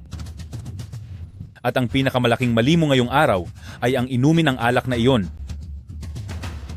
Feng Yaojin o Feng Yaojin, talagang napakayabang at traidor mo. May nagsabi na sa akin noon na isa itong patibong at huwag daw akong pumunta. Pero hindi ako nakinig dahil gusto kong makita ang tunay mong anyo. Ye Yunzhou, iniisip mo pa ba na ikaw pa rin ang Kunlun War God noong mga panahong iyon?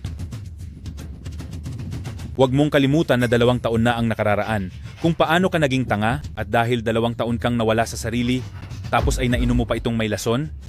Ngayon ay isa ka na lang damulag na walang laban. Ano pang karapatan mong magsalita ng matapang sa akin? Naintindihan ko na. Ang nasa likod ng pag-atake sa akin 2 taon na ang nakaraan ay ikaw, hindi ba? Oo. At kung ako nga, anong magagawa mo? Sayang nga lang at 2 taon na ang nakalipas. Hindi pa kita tuluyang naipadala sa kabilan, kundi sana hindi na naging ganito kagulo. Nagkamali ako at nahulog sa bitag mo noon? Pero tingin mo ba ay magkakaroon ka pa ng pagkakataon ngayon? Ye Yunzhou, hindi ako kikilos nang wala akong buong katiyakan, kaya ngayong araw, ito na ang katapusan mo. Hindi ko talaga akalain na ang taong mismong ako ang nagpalaki, sa halip na magpasalamat sa akin ay palaging gustong tapusin ako. Sabihin mo sa akin Ano ba ang nasa isip mo? Ano ang nasa isip ko? Dahil ayaw kong may nagmamando sa akin, ayaw kong sunod-sunuran sa iyo. Kapag wala ka na, doon ko lang makukuha ang aking kalayaan. Doon lang mapapanatag ang loob ko. Sinabi ko na sa iyo kanina, di ba? Lahat ng meron ka ay galing sa akin at maaari ko itong bawiin anumang oras. Sadyang hindi mo ba naiintindihan o hindi ka lang naniniwala? Ikaw, wag mo akong daldalan. Sasabihin ko sa iyo, alam kong magaling ka, pero huwag mong kakalimutan na ang ininom mong alak kanina ay alak na magpapahina sa iyong kakayahan. Ngayon, wala pang 30% ng lakas mo ang natitira, hindi mo ba nararamdaman? Ano? Kahit 3 bahagi na lang ang lakas ko, napakadali pa ring talunin ng mga tulad ninyong walang silbi. Nakalimutan mo na ba kung paano ka natumba noong nakaraang 2 taon? Ha?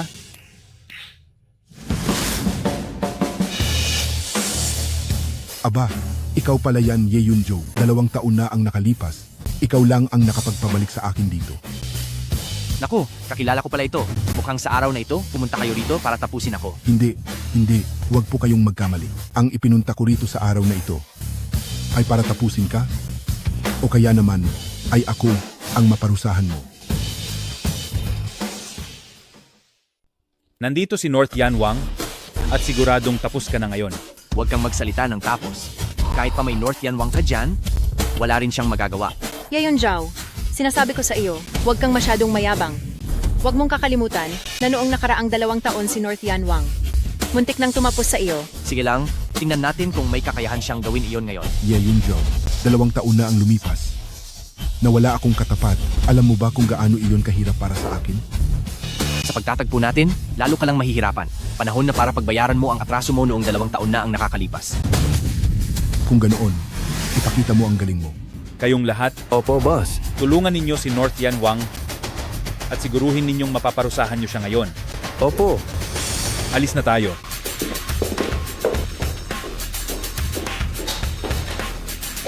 North Yan Wang, paano po kami makakatulong sa inyo? Sinong nagsabi na kailangan ko ng tulong ninyo? Layas.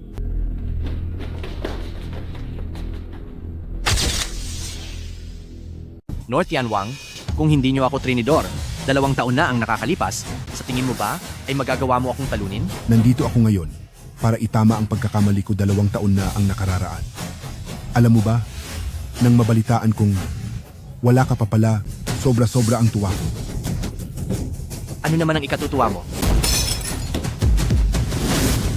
Huwag na tayong magpaligoy-ligoy pa. Subukan mo ako.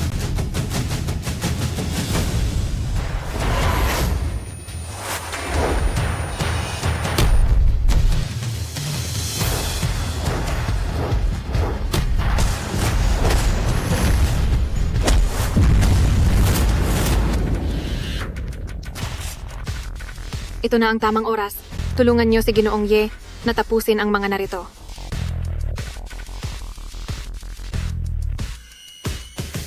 Ngayong wala na si Ye Yunjo, naayos na ba ang lahat ng susunod na plano? Lord Jin, huwag po kayong mag-alala. Lahat ay nakaplano na. Magaling, simula sa araw na ito, ako na ang magiging hari ng Kunlun? Oras na. Wala nang naririnig sa loob. Paniguradong tapos na siya. Uminom si Ye Yunjao ng lason. Paniguradong laban kay North Yan Wang. Hindi man lang siya tumagal ng kahit isang saglat. Sige, pumasok na tayo para asikasuhin ang katawan ni Ye Yunjo.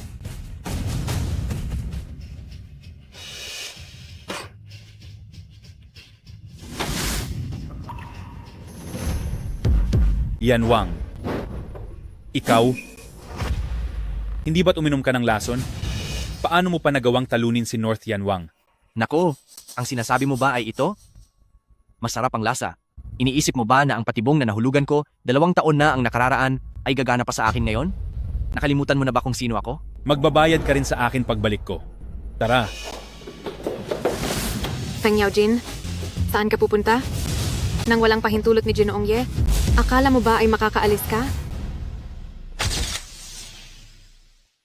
Kung walang pahintulot ni Ginoong Ye, sa tingin mo ba makakaalis ka?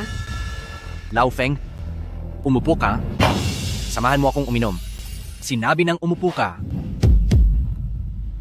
Feng Yaojin, sa tingin mo ba, dahil naging tulala ako sa loob ng 2 taon, ay wala na akong kapangyarihan? Sa totoo lang, sasabihin ko sa iyo na maliban sa iyo, Walang sinuman ang nagtaksil sa akin. Mayroon pa akong 10 bilyong dolyar na halaga ng mga ari-arian at ako pa rin ang pinakamayamang tao sa Haicheng. Hindi mo ako kayang talunin. Zimeng, magulat ka. Kakalipas lang, pinatigil ko na ang lahat ng negosyo ni Feng Yaojin.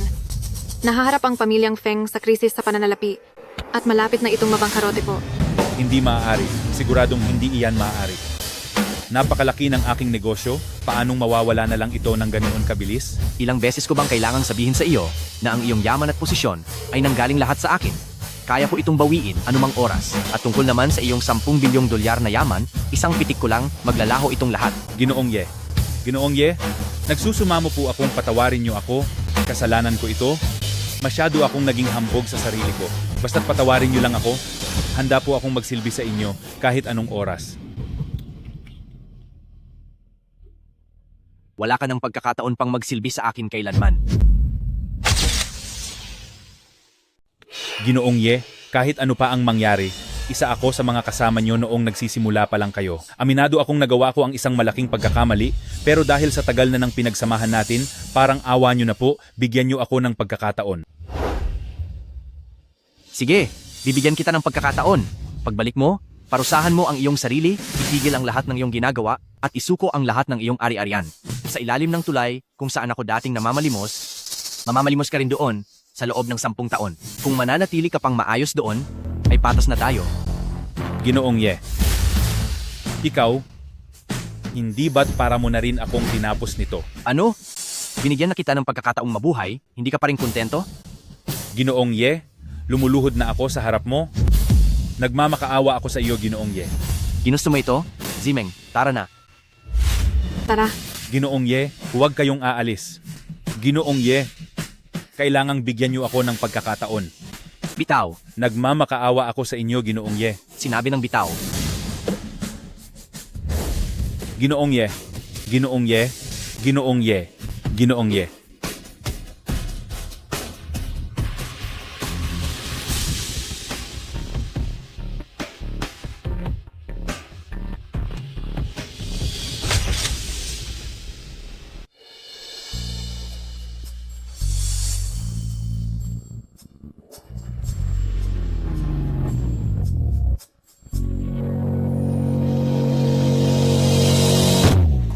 Ruo-ruo. Yunjao. Salamat sa paghihintay. Ito ba ang sasakyan mo? Oo naman. Ako ang nagmamaneho nito. Nirentahan mo lang ito, di ba? Ang mahal kaya ng upa sa ganitong klase ng sasakyan, hindi na ito kailangan. Huwag mo na itong intindihin, Tara. Ihahatid na kita sa inyo. Pauwi? May bahay pa ba ako? Nakalimutan mo na ba kung paano nila ako pinalayas? Ayos lang yan. Madaling gawa ng paraan. Bibili tayo agad ng bagong bahay, humanap muna tayo ng matitirhan, at pagkatapos ay buong pagmamalaki kitang ihahatid sa pamilyang Chin para formal mong makuha ang posisyon bilang general manager ng pamilyang Chin. Wag na. Hindi naman yan importante. Ang gusto ko lang ngayon ay makasama ka at mamuhay tayo ng simple. Sapat na yon sa akin. Ruo-ruo, dahil sa akin, isang pamilya at tahanan ang kinalimutan mo, kaya bibigyan kita ng bagong tahanan. Tara, bibili tayo ng bagong bahay. Magastos ang bahay. Wag na lang kaya. Napakamahal na ng mga bilihin ngayon, tsaka wala namang ibang tao dito. Kaya huwag mo nang piliting magyabang sa harap ko. Hindi ako nagmamayabang. Sisiguraduhin kong sa pinakamagandang bahay sa buong Haishu ka titira. Tara na. Saan ka naman kukuha ng ganoon kalaking pera? Sumakay ka na.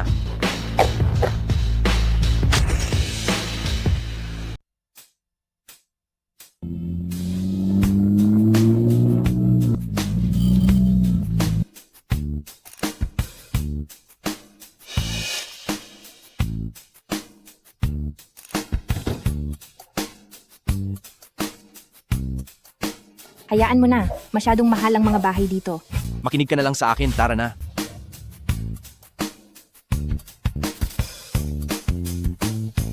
Magandang araw po sa inyong dalawa. Welcome po sa aming sales office. Hello? Maaari mo ba kaming itour sa mga available na bahay? Dito po tayo. Magkano po ba ang budget nyo? Ipakikita ko po ang mga bagay sa inyo. Ang gusto lang naman namin ay makabili ng isang... Oh? Yunjao? Ruo-ruo? Ang liit talaga nitong Haicheng. Hindi ko akalaing magkikita tayong muli. Ha? Zhou Yang. President Joe, hello po sa inyo. Ems, darating ang araw na makukuha rin kita. At ano naman ang mangyayari kung makuha mo ako? Para maparusahan lang ulit kita? Wala ka lang kundi isang taong walang isip. Nag-aral ka lang ng konting martial arts at nakalimutan mo na kung sino ka talaga. Sinasabi ko sa'yo, ang mundo ngayon ay para sa mga may kapangyarihan. Kaibigan ko ang developer na ito, kakatapos lang naming pag-usapan ng negosyo. Ito ang tinatawag na impluensya. Ay, halos makalimutan ko. Matapos kayong mawalan ng tirahan, nandito siguro kayo para maghanap ng trabaho, ano? Nandito ako para ibili ng bahay si Ruo. Bibili ng bahay. Peke naman ang huling cheque na kinuha mo? Anong balak mo ngayon? Uulitin mo na naman ba ang dati mong gawi? At gagamit ulit ng peking cheque para bumili ng bahay? Ano? Ilang beses ko nang sinabi sa'yo na wala kang pakialam sa kahit anong gawin namin, hindi mo ba talaga kami pwedeng tigilan? Anong klaseng pananalita yan? Ikaw ang babaeng nagustuhan ko, kaya kung sabihin kong may kinalaman ako, ay talagang may kinalaman ako. Oo nga pala, noong pinalayas ka sa inyo, siguradong wala kang matitirhan. Huwag kang mag-alala. Pumili ka lang ng kahit anong bahay dito. Kahit ano. Hindi ko kailangan yan. Sinasabi kong kailangan mo, kaya kailangan mo talaga. Mamili ka ng kahit anong bahay dito. Lahat yan ay babayaran ko. Tamang-tama lang para ipakita sa lalaking ito kung ano ang tunay kong kakayahan. Napakagalante naman ni Ginoong Zhao. Tumahimik ka. Ang kakayahan ng mga nasa mataas na lipunan ay hindi mauunawaan ng isang hangal na katulad mo. Salamat sa iyong kabutihan, Ginoong Zhao, pero hindi ko iyan kailangan. Nahihiya ka ba? Huwag kang mag-alala. Ako na ang pipili para sa iyo. Kayo riyan, alin ba ang pinakamahal at pinakamagandang bahay nyo rito? Ginoong Joe, ang pinakamahal po namin dito ay isang villa. May lawak itong 300 at 50 metro kwadrado at ang presyo po ay $5 milyong. $5 milyong lang? Maliit na halaga lang iyan para sa akin. Bibilhin ko na iyan. Ibibigay ko para kay Binibining Ruo. $5 milyong lang ito. Barya-barya lang. Bibilhin ko para iregalo kay Binibining Ruo. Hindi nga mali ang balita tungkol kay Ginoong Zhao. Napakagalante mo talagang magbigay. Isang villa na nagkakahalaga ng $5 milyong, ibinibigay na lang basta-basta. Napakaswerte naman ng babaeng ito na pinagkakagastusan ng ganyan ni Ginoong Joe. Salamat sa iyong kabutihan, Ginoong Zhao. Pero tungkol sa pagbili ng bahay, huwag na lang po muna. Naniniwala akong bibigyan ako ni Yun Zhao ng isang tahanan. Isang tahanang tunay na para sa akin. Tama ba ang narinig ko? Tinatanggihan niya yon? Hoy, tanggapin mo na lang kapag binibigyan ka. Hindi basta-bastang nagbibigay ng regalo si Joe Yang. Oo nga po, Binibini, isang mahalagang tao si Ginoong Joe. Nagbibigay siya ng ganito kamahal na regalo, bakit mo pa tinatanggihan? Kapag hindi. Isang regalong $5 milyong lang, hindi iyan papatulan ng aming si Ruo. Ye Yun Zhao, pwede bang itigil mo na ang pagyayabang? Kung minamaliit mo ang bahay na nagkakahalaga ng $5 milyong, paano pa kaya ang cheque na $1 bilyong? Sinasabi ko sa iyo, ang ginawa mong kahihiyan ay kumalat na sa buong Haijo. Siya pala ang Ye Yun Zhao na yon. Pinag-uusapan na siya kahit saan nitong nakaraang mga araw. Ang lalaking ito na walang alam na gumawa ng gulo sa selebrasyon ni matandang Ginoong Chin, talagang kahiya-hiya siya. Yun Zhao, tara na, umalis na tayo. Saan kayo pupunta? Ruo, itong regalong $5 milyong, sigurado ka bang tatanggihan mo? Hindi ko iyan tatanggapin. Talaga bang umaasa kang bibilhan ka ng lalaking iyan? Mabibili ba niya iyan, ha? Punta kami rito ngayon para bumili ng bahay. Masyado ka namang mapangahas at sumasabay sa agos. Ikaw, bibili. Ano namang ipambabayad mo? Kukuha ka ng loan para sa maliit na bahay. Kasya ba kayo roon? Sinong nagsabing maliit na bahay lang ang bibilhin ko? Pagdating talaga sa pagyayabang, magaling ka talaga, Ye Yun Zhao. Ang villa na ito na may 350 metro kwadrado at nagkakahalaga ng $5 milyong. Tingin mo ba ay bagay sa'yo? Tama ka, hindi nga yan bagay sa akin. Alam mo pala. Dahil masyado itong mura. Anong sinabi mo? Kaya pala ang daming nagagalit sa kanya. Ngayon ay napatunayan ko na. Napakahusay niya talagang magyabang. Siya na ang hari ng yabang sa Haizu. Yun Zhao, huwag ka nang makipag-away sa kanya. Kung sasabihin niyang hindi natin kaya, tanggapin na nating hindi natin kaya at umalis na lang tayo. Teka, ngayon bibilhin ko ang bahay na ito. Ye Yun Zhao, lahat naman kaya magsalita ng ganyan. Kung bibili ka talaga, maglabas ka ng patunay. Kung talagang kaya mong bilhin ito ngayong araw ang $5 milyong na villa, ituturing kitang ama. Sige, simula ngayon, anak na ang turing ko sa iyo. Makinig ka, sabi mo yung halagang $5 milyong na bahay ay kukunin ko na, pero hindi lang isa ang kukunin ko. Sir, per unit po ang benta namin dito. Alam ko, ilan ba ang lahat ng unit? Bibilhin ko ang lahat. Ang hangal mo talaga? Inaatake ka na naman ba ng pagkabaliw mo?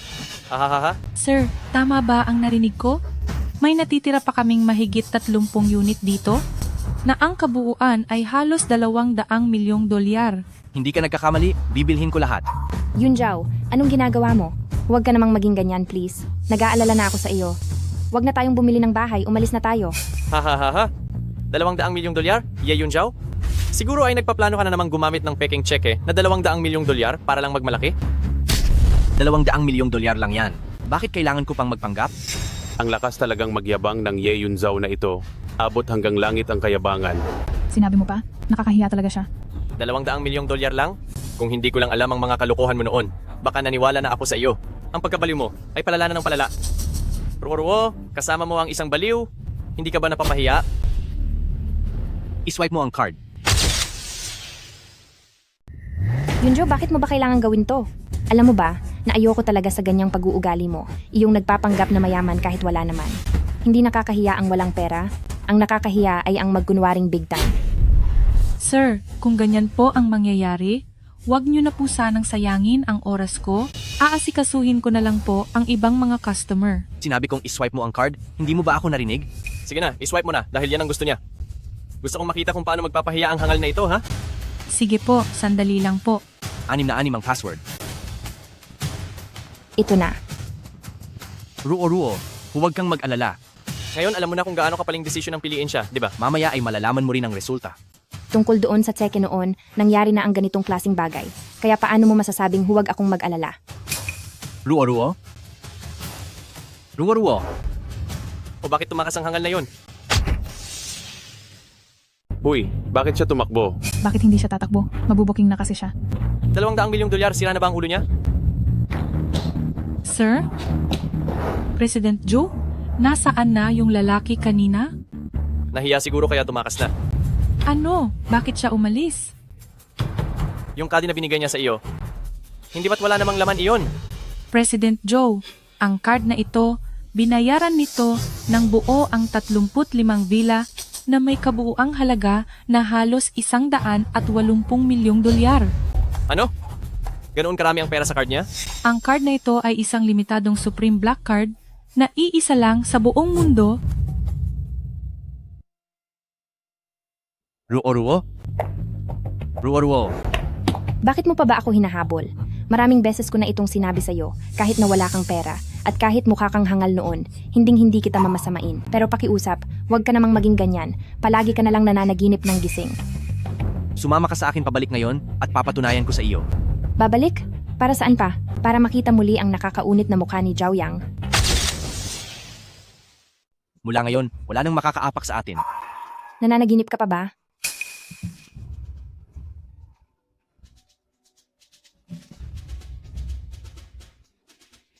Hello po, Lolo.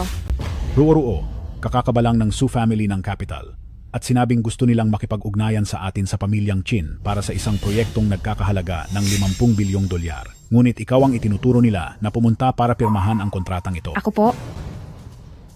Nabalitaan ko na ang tungkol sa Su family ng Capital.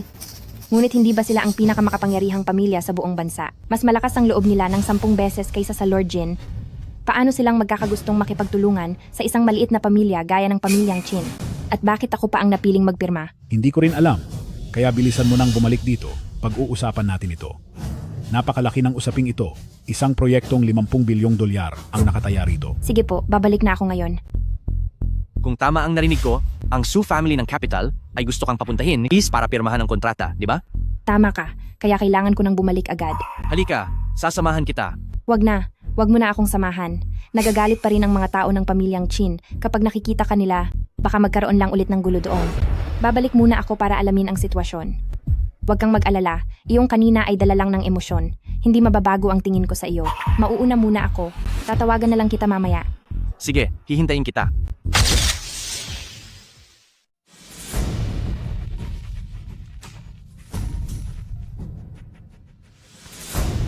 Zimeng. Ginoong Ye, ayos na po ang lahat. Pinapunta ko ang isa sa 4 na pinuno ng God of War Hall, ang mula sa kabisera na si Su family, para makipag-ugnayan kay pamilyang Chin. Napakataas ng katayuan ni Su family sa lipunan. Siguradong magagawa niya ang iniutos niyo. Mabuti, siguraduhin mong makakuha ng malaking kita si pamilyang Chin para makabawi tayo sa kanya. At isa pa, hayaan si Chin Ruo na formal na mamahala sa pamilyang Chin. Naiintindihan ko po, kami ni Su family ay laging handang sumunod sa inyo.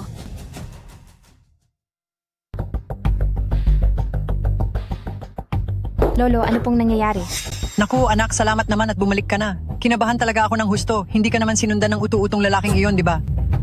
Hindi po. Tama iyan? Dapat lang na hiniwalayan mo na siya. Sige na, pag-usapan na natin ang mahahalagang bagay. Ruo, hindi ka ba nagkaroon ng anumang koneksyon kay Su family dati? Wala po.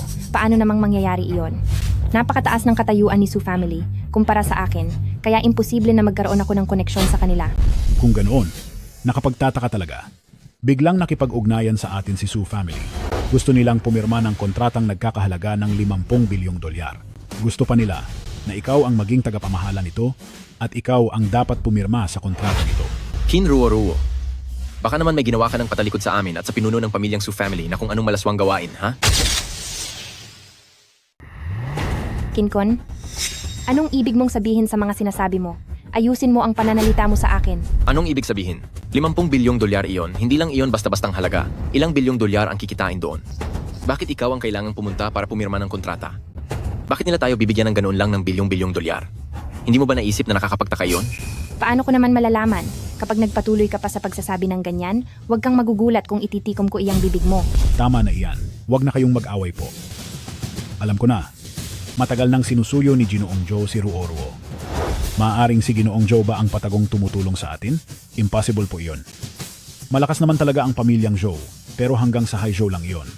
Sa Beijing, ang kapangyarihan ng Su family ay higit pa sa Haizhou. Ang yaman at lakas nila ay 10 beses na mas malaki kaysa sa pamilyang Zhao o baka hanggang 100 beses pa. Ang isang maliit na pamilyang Joe ay hinding-hindi makakaapekto sa desisyon ng Su family. Hala, nakakapagtaka nga. Hulog ba ito ng langit para sa atin? Para sa akin, huwag na nating isipin pa iyan. Total para naman sa pamilyang Qin ay mabuti ang nangyayari, hindi ba?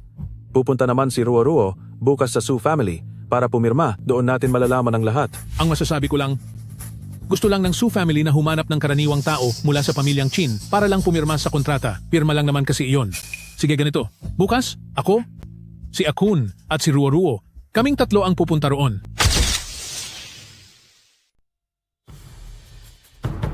Bata, bakit ka nandito? Nabalitaan ko na ngayon pipirma ng malaking kontrata si Ruo sa Su family at bilang kanyang mapapangasawa, natural lang na kailangan ko itong masaksihan. Anong masaksihan ang pinagsasabi mo? Alam mo ba kung anong klaseng lugar ito? Alam mo ba kung gaano kalaking kontrata ang pipirmahan ni Ruo ngayon? Tiyo, Yun Zhao, ako ang nagpatawag sa kanya. Huwag kayong mag-alala, hindi siya gagawa ng gulo. Hindi gagawa ng gulo? Kuliglig pa ba ang mga ginawa niyang problema? Sa napaka-importanting araw na ito, kapag nandito siya, hindi natin alam kung anong laking gulo ang maidudulot niyan. At least kung nandito ako, mas maasahan ako kaysa sa inyong dalawa. Bata, sasabihin ko sa'yo, hindi para sa'yo ang okasyong ito. Tama na, papasukin niyo siya. Ako ang mananagot kung magkaroon man ng problema. Maghintay po muna kayo ng sandali, paparating na po si President Su. Sige po. Salamat po. Dito na lang po muna kami uupo. Yeyun Joe, maaari ka bang umupo ng maayos? Ang makita si President Su ay isang napakalaking suwerte sa buhay mo. Kaya maaari ba na huwag kang parang wala sa sarili?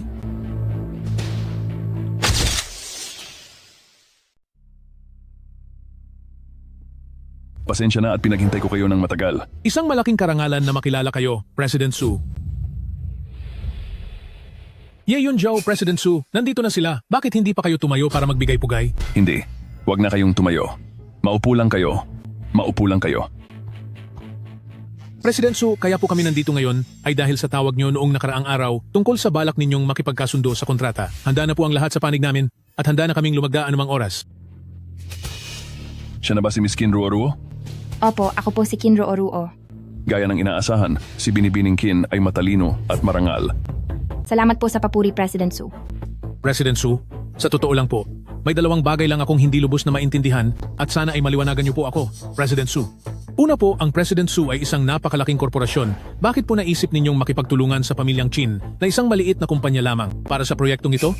Bukod pa rito, pinag-uusapan natin dito ay bilyon-bilyong dolyar na halaga. Ikalawa po, bakit po mapilit ninyong kailangan si Qin Ruo ang pumirma sa kontratang ito?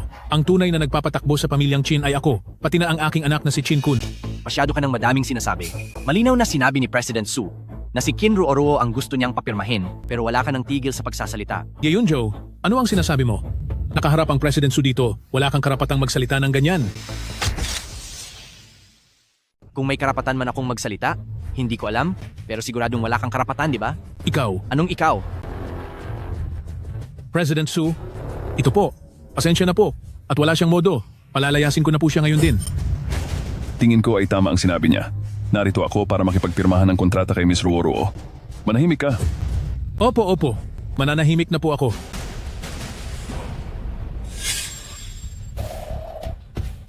Miss Ruoruo, pakiusap, tingnan niyo ito. Ito po, ito ang aming inihandang 50 bilyong dolyar na investment project. Kung wala namang naging problema, maaari na kayong pumirma. At ang kontratang ito, para sa inyong pamilyang Chin, ay walang anumang pananagutan sa paglabag. Maasabi nating, wala itong kaakibat na kahit anong panganib. Sa sandaling mapirmahan mo ang kontrata, kaagad kaming magpapasok sa account ng pamilyang Qin ng 10 bilyong dolyar bilang panimulang pondo. Bakit po? Ang Su family nyo ba ay hindi ba parang ibinibigay ang napakalaking pagkakataong ito para sa amin ng buo? Kami sa Su family ay mabilis at diretsong kumilos at bukal sa loob kaming makipagtulungan sa pamilyang Qin. Ipinapakita namin ang 100% katapatan at umaasang magiging maganda ang ating pagtatrabaho. Pero, Anong pero? Pirmahan mo na yan, dali. salamat sa tiwala ni President Su at dahil diyan, pipirma na po ako.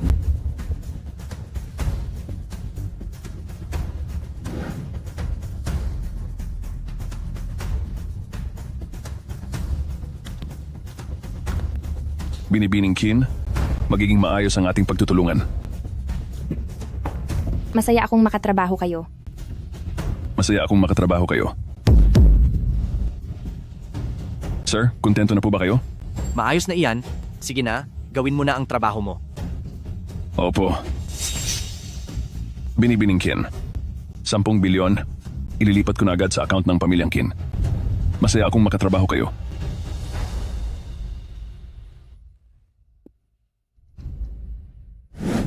Itong si President Su, parang hindi niya naiintindihan ang sitwasyon, ah? Bakit ba palaging sa lalaking ito siya sobrang nagpapakumbaba? Tayo naman ang mga ulo ng pamilyang Qin. Sakitid ng utak mo, habang buhay mo talagang hindi maiintindihan yan. Gusto mo yata ng leksyon? Tama na. Nandito tayo sa Su family. Kumilos ka ng maayos. Yayon Joe, halos dahil sa iyo ay masira ang kontrata ngayon, magtutuos tayo pag-uwi. Qin Ruoruo, tapos na pirmahan ang kontrata, akin na iyan. Kay Ruoruo ang pinirmahang kontratang ito, bakit ko ito ibibigay sa inyo? Ako ang tunay na kumokontrol sa pamilyang Qin. At ang anak ko ang general manager ng pamilyang Qin. Ibigay mo sa akin ang kontratang ito. May problema ba? Pagkatapos mong pirmahan ang kontratang ito, sa tingin mo ba ay kayo pa rin ang mga pinuno ng pamilyang Qin? Gusto mo bang agawin ang kapangyarihan? Isang kontrata lang iyan. Ibibigay sa iyo ng tiyo. Masyadong mabait ang puso mo.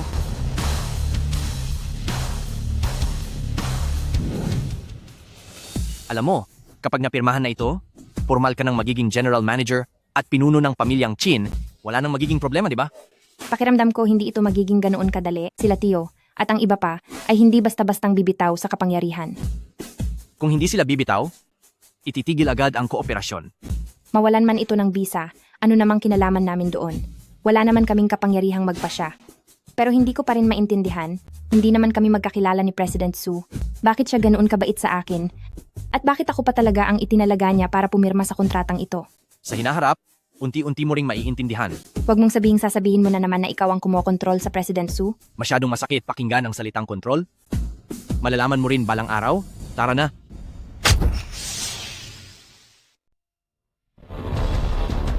Pa, 50 bilyong dolyar po ito. Dahil sa pakikipagtulungang ito sa Su family, ang ating pamilyang Qin ay hihigitan ng haizo sa hinaharap.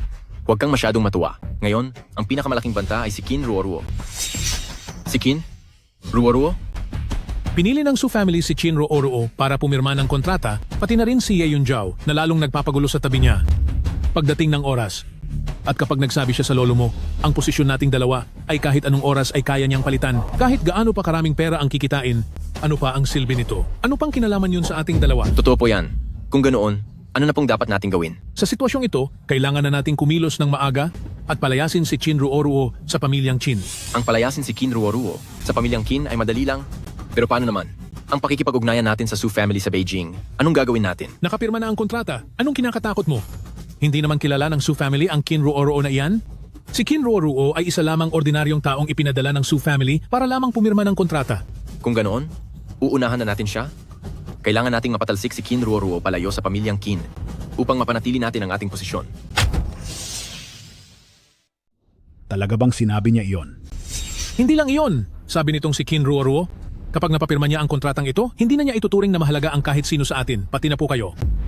Kapag hinawakan na niya ang pamilyang Qin, bukod sa kanya, tayong lahat ay magre-retiro na. Walang hiya siya. Ano man ang mangyari, apo ko lang siya. Magagawa niya bang higitan ako? Papa, pirmado na ang kontrata ngayon. Ang pakikipagtulungan sa Su family ay pinal na.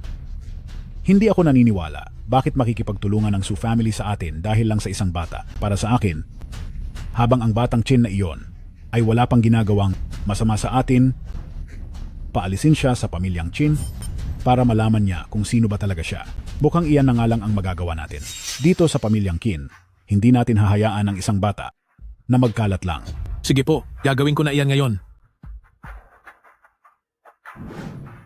Bumalik muna sa pamilyang Qin, titingnan ko kung may iba pa silang paraan para hindi mo makuha ang kontrol sa pamilyang Qin. Hello, Tio. Hello, Tio. Qin Ruoruo, ayon sa utos ng iyong lolo, mula sa oras na ito, paaalisin ka na sa pamilyang Qin? Anong sinabi mo? Ikaw at ang iyong mga magulang, ang lahat ng inyong share sa pamilyang Qin ay binabawi na namin. Simula ngayon, wala na kayong kinalaman sa pamilyang Qin. Bakit? Matapos ko kayong tulungan, ganito na lang ba ang igaganti nyo? Isipin mo na ang gusto mong isipin, ngunit simula ngayong araw, inalis na ang pangalan mo sa pamilyang Qin. Hoy, Anong ginawa nila ulit? Sabi nila ay paaalisin na ako sa pamilyang Qin at pagkatapos nito, ang lahat ng mangyayari sa pamilyang Qin ay wala na ring kinalaman sa akin. Mas masama pa sila kaysa sa inaasahan ko. Pero bakit? Bakit nila ito ginagawa sa akin? Siguradong dahil ito, sa tagumpay na dinala mo sa pamilyang Qin, natatakot silang agawin mo ang posisyon nila. pero hindi naman tama na ganito ang gawin nila sa akin. Magkakapamilya naman tayo. Hindi ganyan ang tingin nila. Sige, dahil naging ganyan sila kasama, ipapaalam ko sa kanila kung ano ang mangyayari kapag binaliwala nila ang babae ko.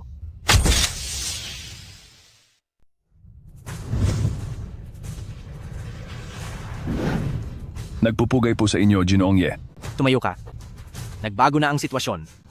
Ano po ang nangyayari ngayon? Gusto ko sana na bigyan ang pamilyang Chin ng isang malaking regalo para ang bawat isa sa kanila ay makakuha ng malaking halaga ng pera. Sino ang mag-aakala na tatanggihan nila ang pabor na ibinibigay ko? Kaya wag nila akong sisihin kung maging malupit ako. Ang pamilyang Qin na yan, gagamitin lang nila ako at pagkatapos ay itatapon. Minaliit ba nila si Binibining Chin? Higit pa sa pangmamaliit ang ginawa nila dahil pinalayas nila si Ruo sa pamilyang Qin. Kung ganoon, kakanselahin ko na ang kontrata sa pamilyang Chin ngayon? O baka gusto nyo na? Bigyan si Binibining Chin ng sariling account? Wag na. Ituloy mo lang ang pakikipagtulungan sa pamilyang Chin. Bukas ay gaganapin ang seremonya ng pirmahan at imbitahan mo ang lahat ng mga kilalang tao sa Haizu na pumunta rito. Gusto kong makita ng lahat na tatanggalin ko sila sa Haizu hanggang sa wala nang matira sa kanila. Masusunod po. Nagdesisyon ang Su family na ituloy ang seremonya ng pakikipagtulungan sa ating pamilyang Chin. Sigurado ba iyan? Sigurado na po na ilabas na ang abiso. Magaling? Sa pagkakataong ito ay sisikat na sa buong mundo ang ating pamilyang Chin. Hindi ko akalain na ang Su family ay magbibigay sa atin ng ganito kalaking kontrata at naghanda pa ng ganito kabonggang selebrasyon para sa ating pagtutulungan. Nabalitaan ko rin na nag-imbita rin sila ng mga kilalang tao mula sa Haizu at maging ang mga malalaking tao sa likod ng Su family ay darating din. Para sa ating pamilyang Qin, isa itong napakalaking karangalan. Sinabi ko na sa inyo na ang Qin Ruo sa ating pamilyang Qin ay isa lamang walang silbing karakter, hindi ba? Ngayong wala na si Qin Ruo. Ang pakikipagtulungan sa atin ng Su family ay hindi lang nagpatuloy, bagkus ay mas lalo pang lumago. Kaya pinapatunayan lang nito na ang pagpapatalsik kay Qin Ruo sa pamilyang Qin ay ang pinakatamang desisyon. Kayong dalawa, maghanda kayong mabuti para sa seremonya bukas dahil ito na ang pagkakataon para magningning ang ating pamilyang Qin.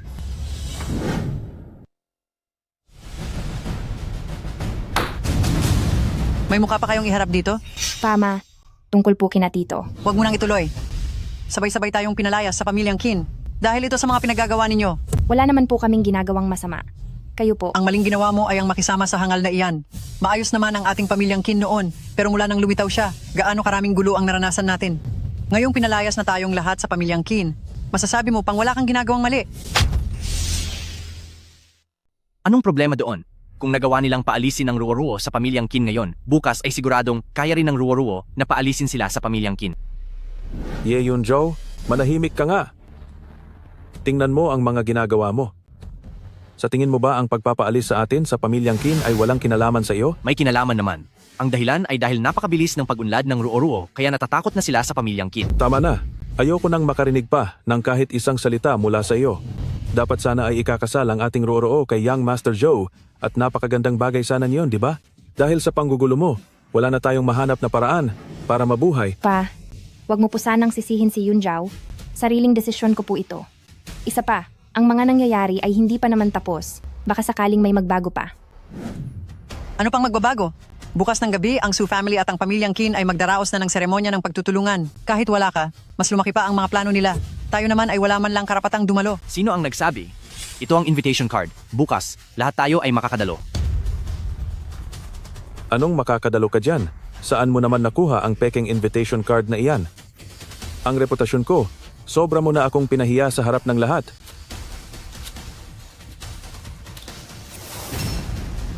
Ganyan ka ba kasigurado na ang invitation na ito ay peke? Siguradong sigurado ako. Hindi ito ang unang pagkakataon na ginawa mo ang ganyang klaseng panlilinlang. Ditong mga nakaraang araw, ang dami kong ginawa para sa Ruo at para sa pamilya nyo. Sarami nang nangyari sa pamilyang Qin kamakailan. Tingin nyo ba ay normal lang ang lahat ng iyon? Maraming nangyayari sa pamilyang Qin itong mga nakaraan. Sa tingin mo ba, normal lang ang lahat ng ito? Ano namang pakialam mo kung normal o hindi? Akala ko pa naman dati, isa kang makapangyarihang tao na nagtatago lang. Yung kayang utus-utusan ng isang tulad ni Lord Jin. Pero nung lumabas na yung issue tungkol sa peking cheque, nabunyag na ang lahat ng pagsisinungaling mo, doon ko lang nalaman na sa huli. Isa ka lang palang baliw na kapagagaling lang. Nay, tumigil na po kayo. Bakit ako titigil? Doon sa Panginoon, dapat sana ay natapos na ang buhay mo doon. Pinagsisisihan ko talaga. Ituloy nyo po.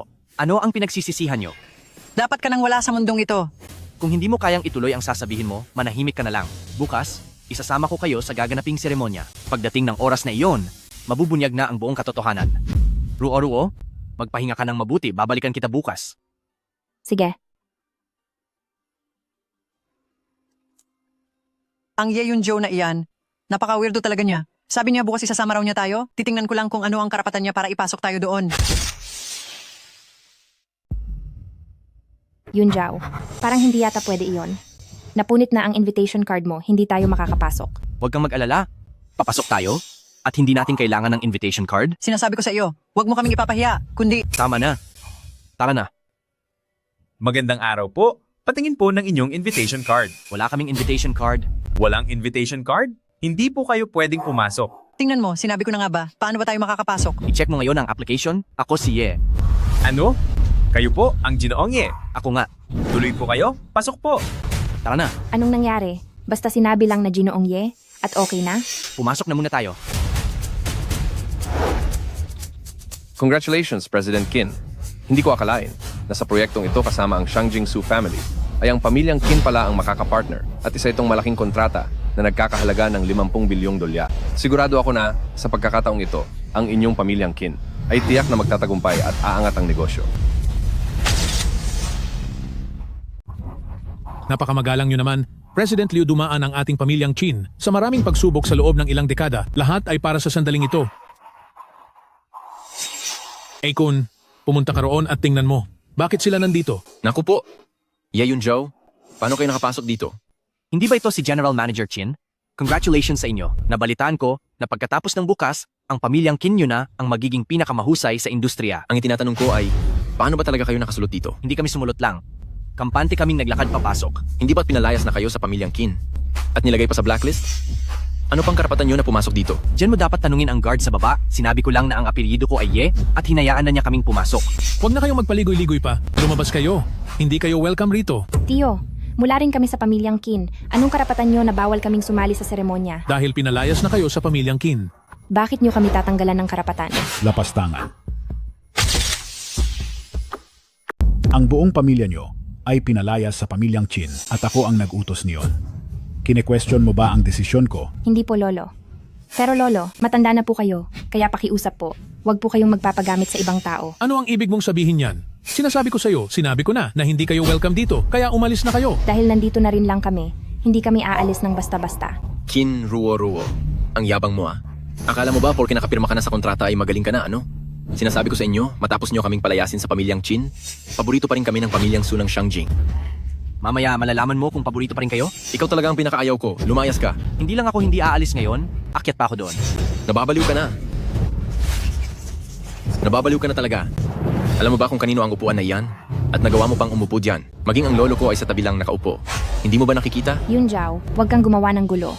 Upuan ito ni Su Family President Su. Nagkakamali ka.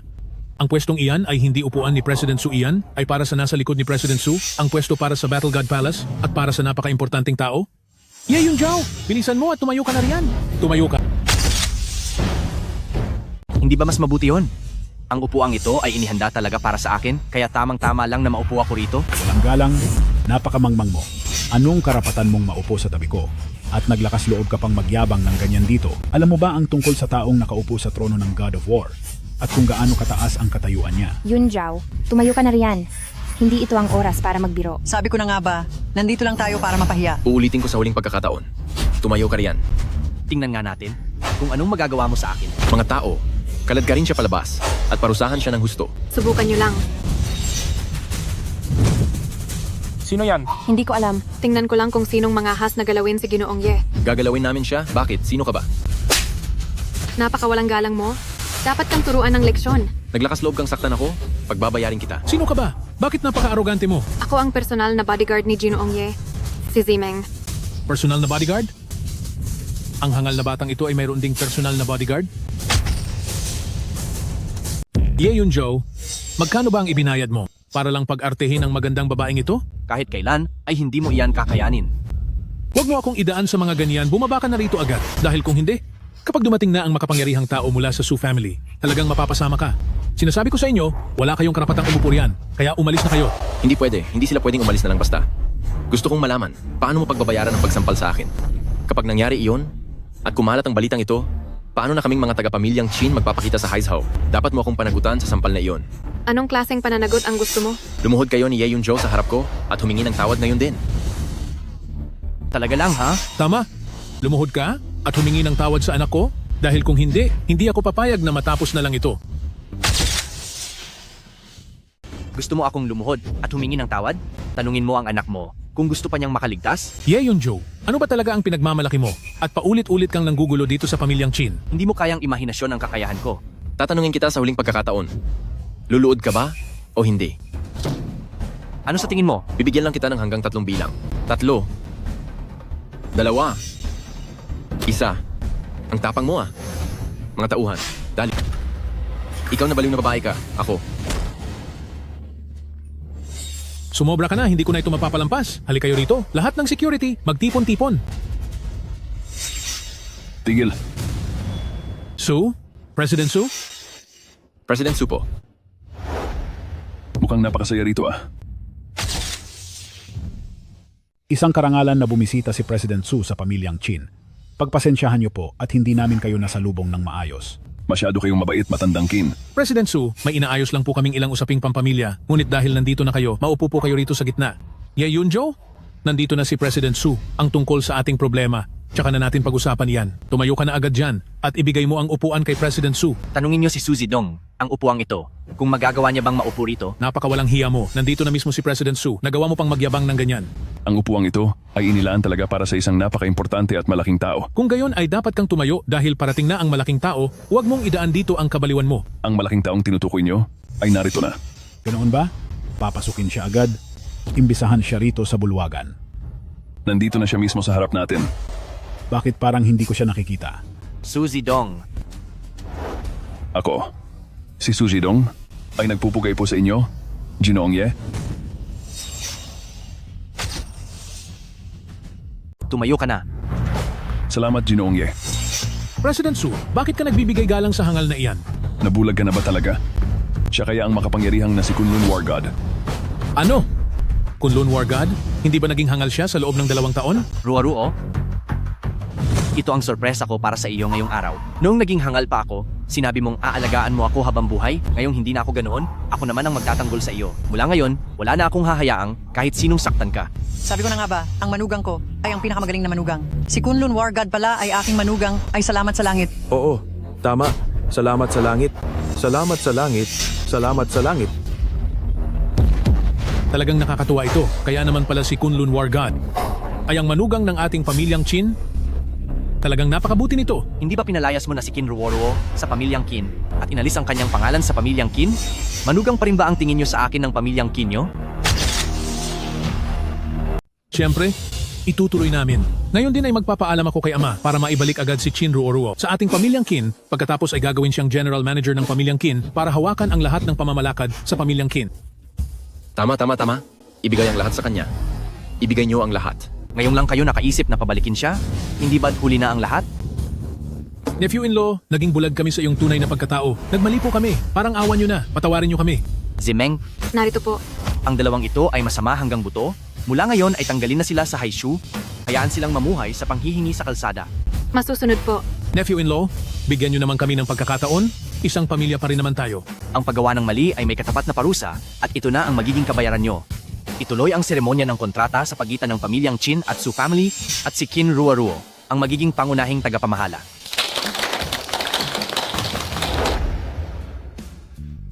Hindi ko akalain na ang tanyag na Kunlun War God ay ikaw pala talaga. Hindi ko rin akalain na 2 taon nang nakalipas, noong nawala ako sa katinuan ay hindi mo pa rin ako iniwan at inalagaan mo pa ako. Akala ko talaga ay araw-araw na kitang pakakainin at paiinumin at aasikasuhin pati ang lahat ng pangangailangan mo. At ganito na tayo habang buhay. Noong mga panahong iyon na wala akong katinuan, naisip mo bang iwanan ako? Hulaan mo? Siguradong naisip mo, hindi ba?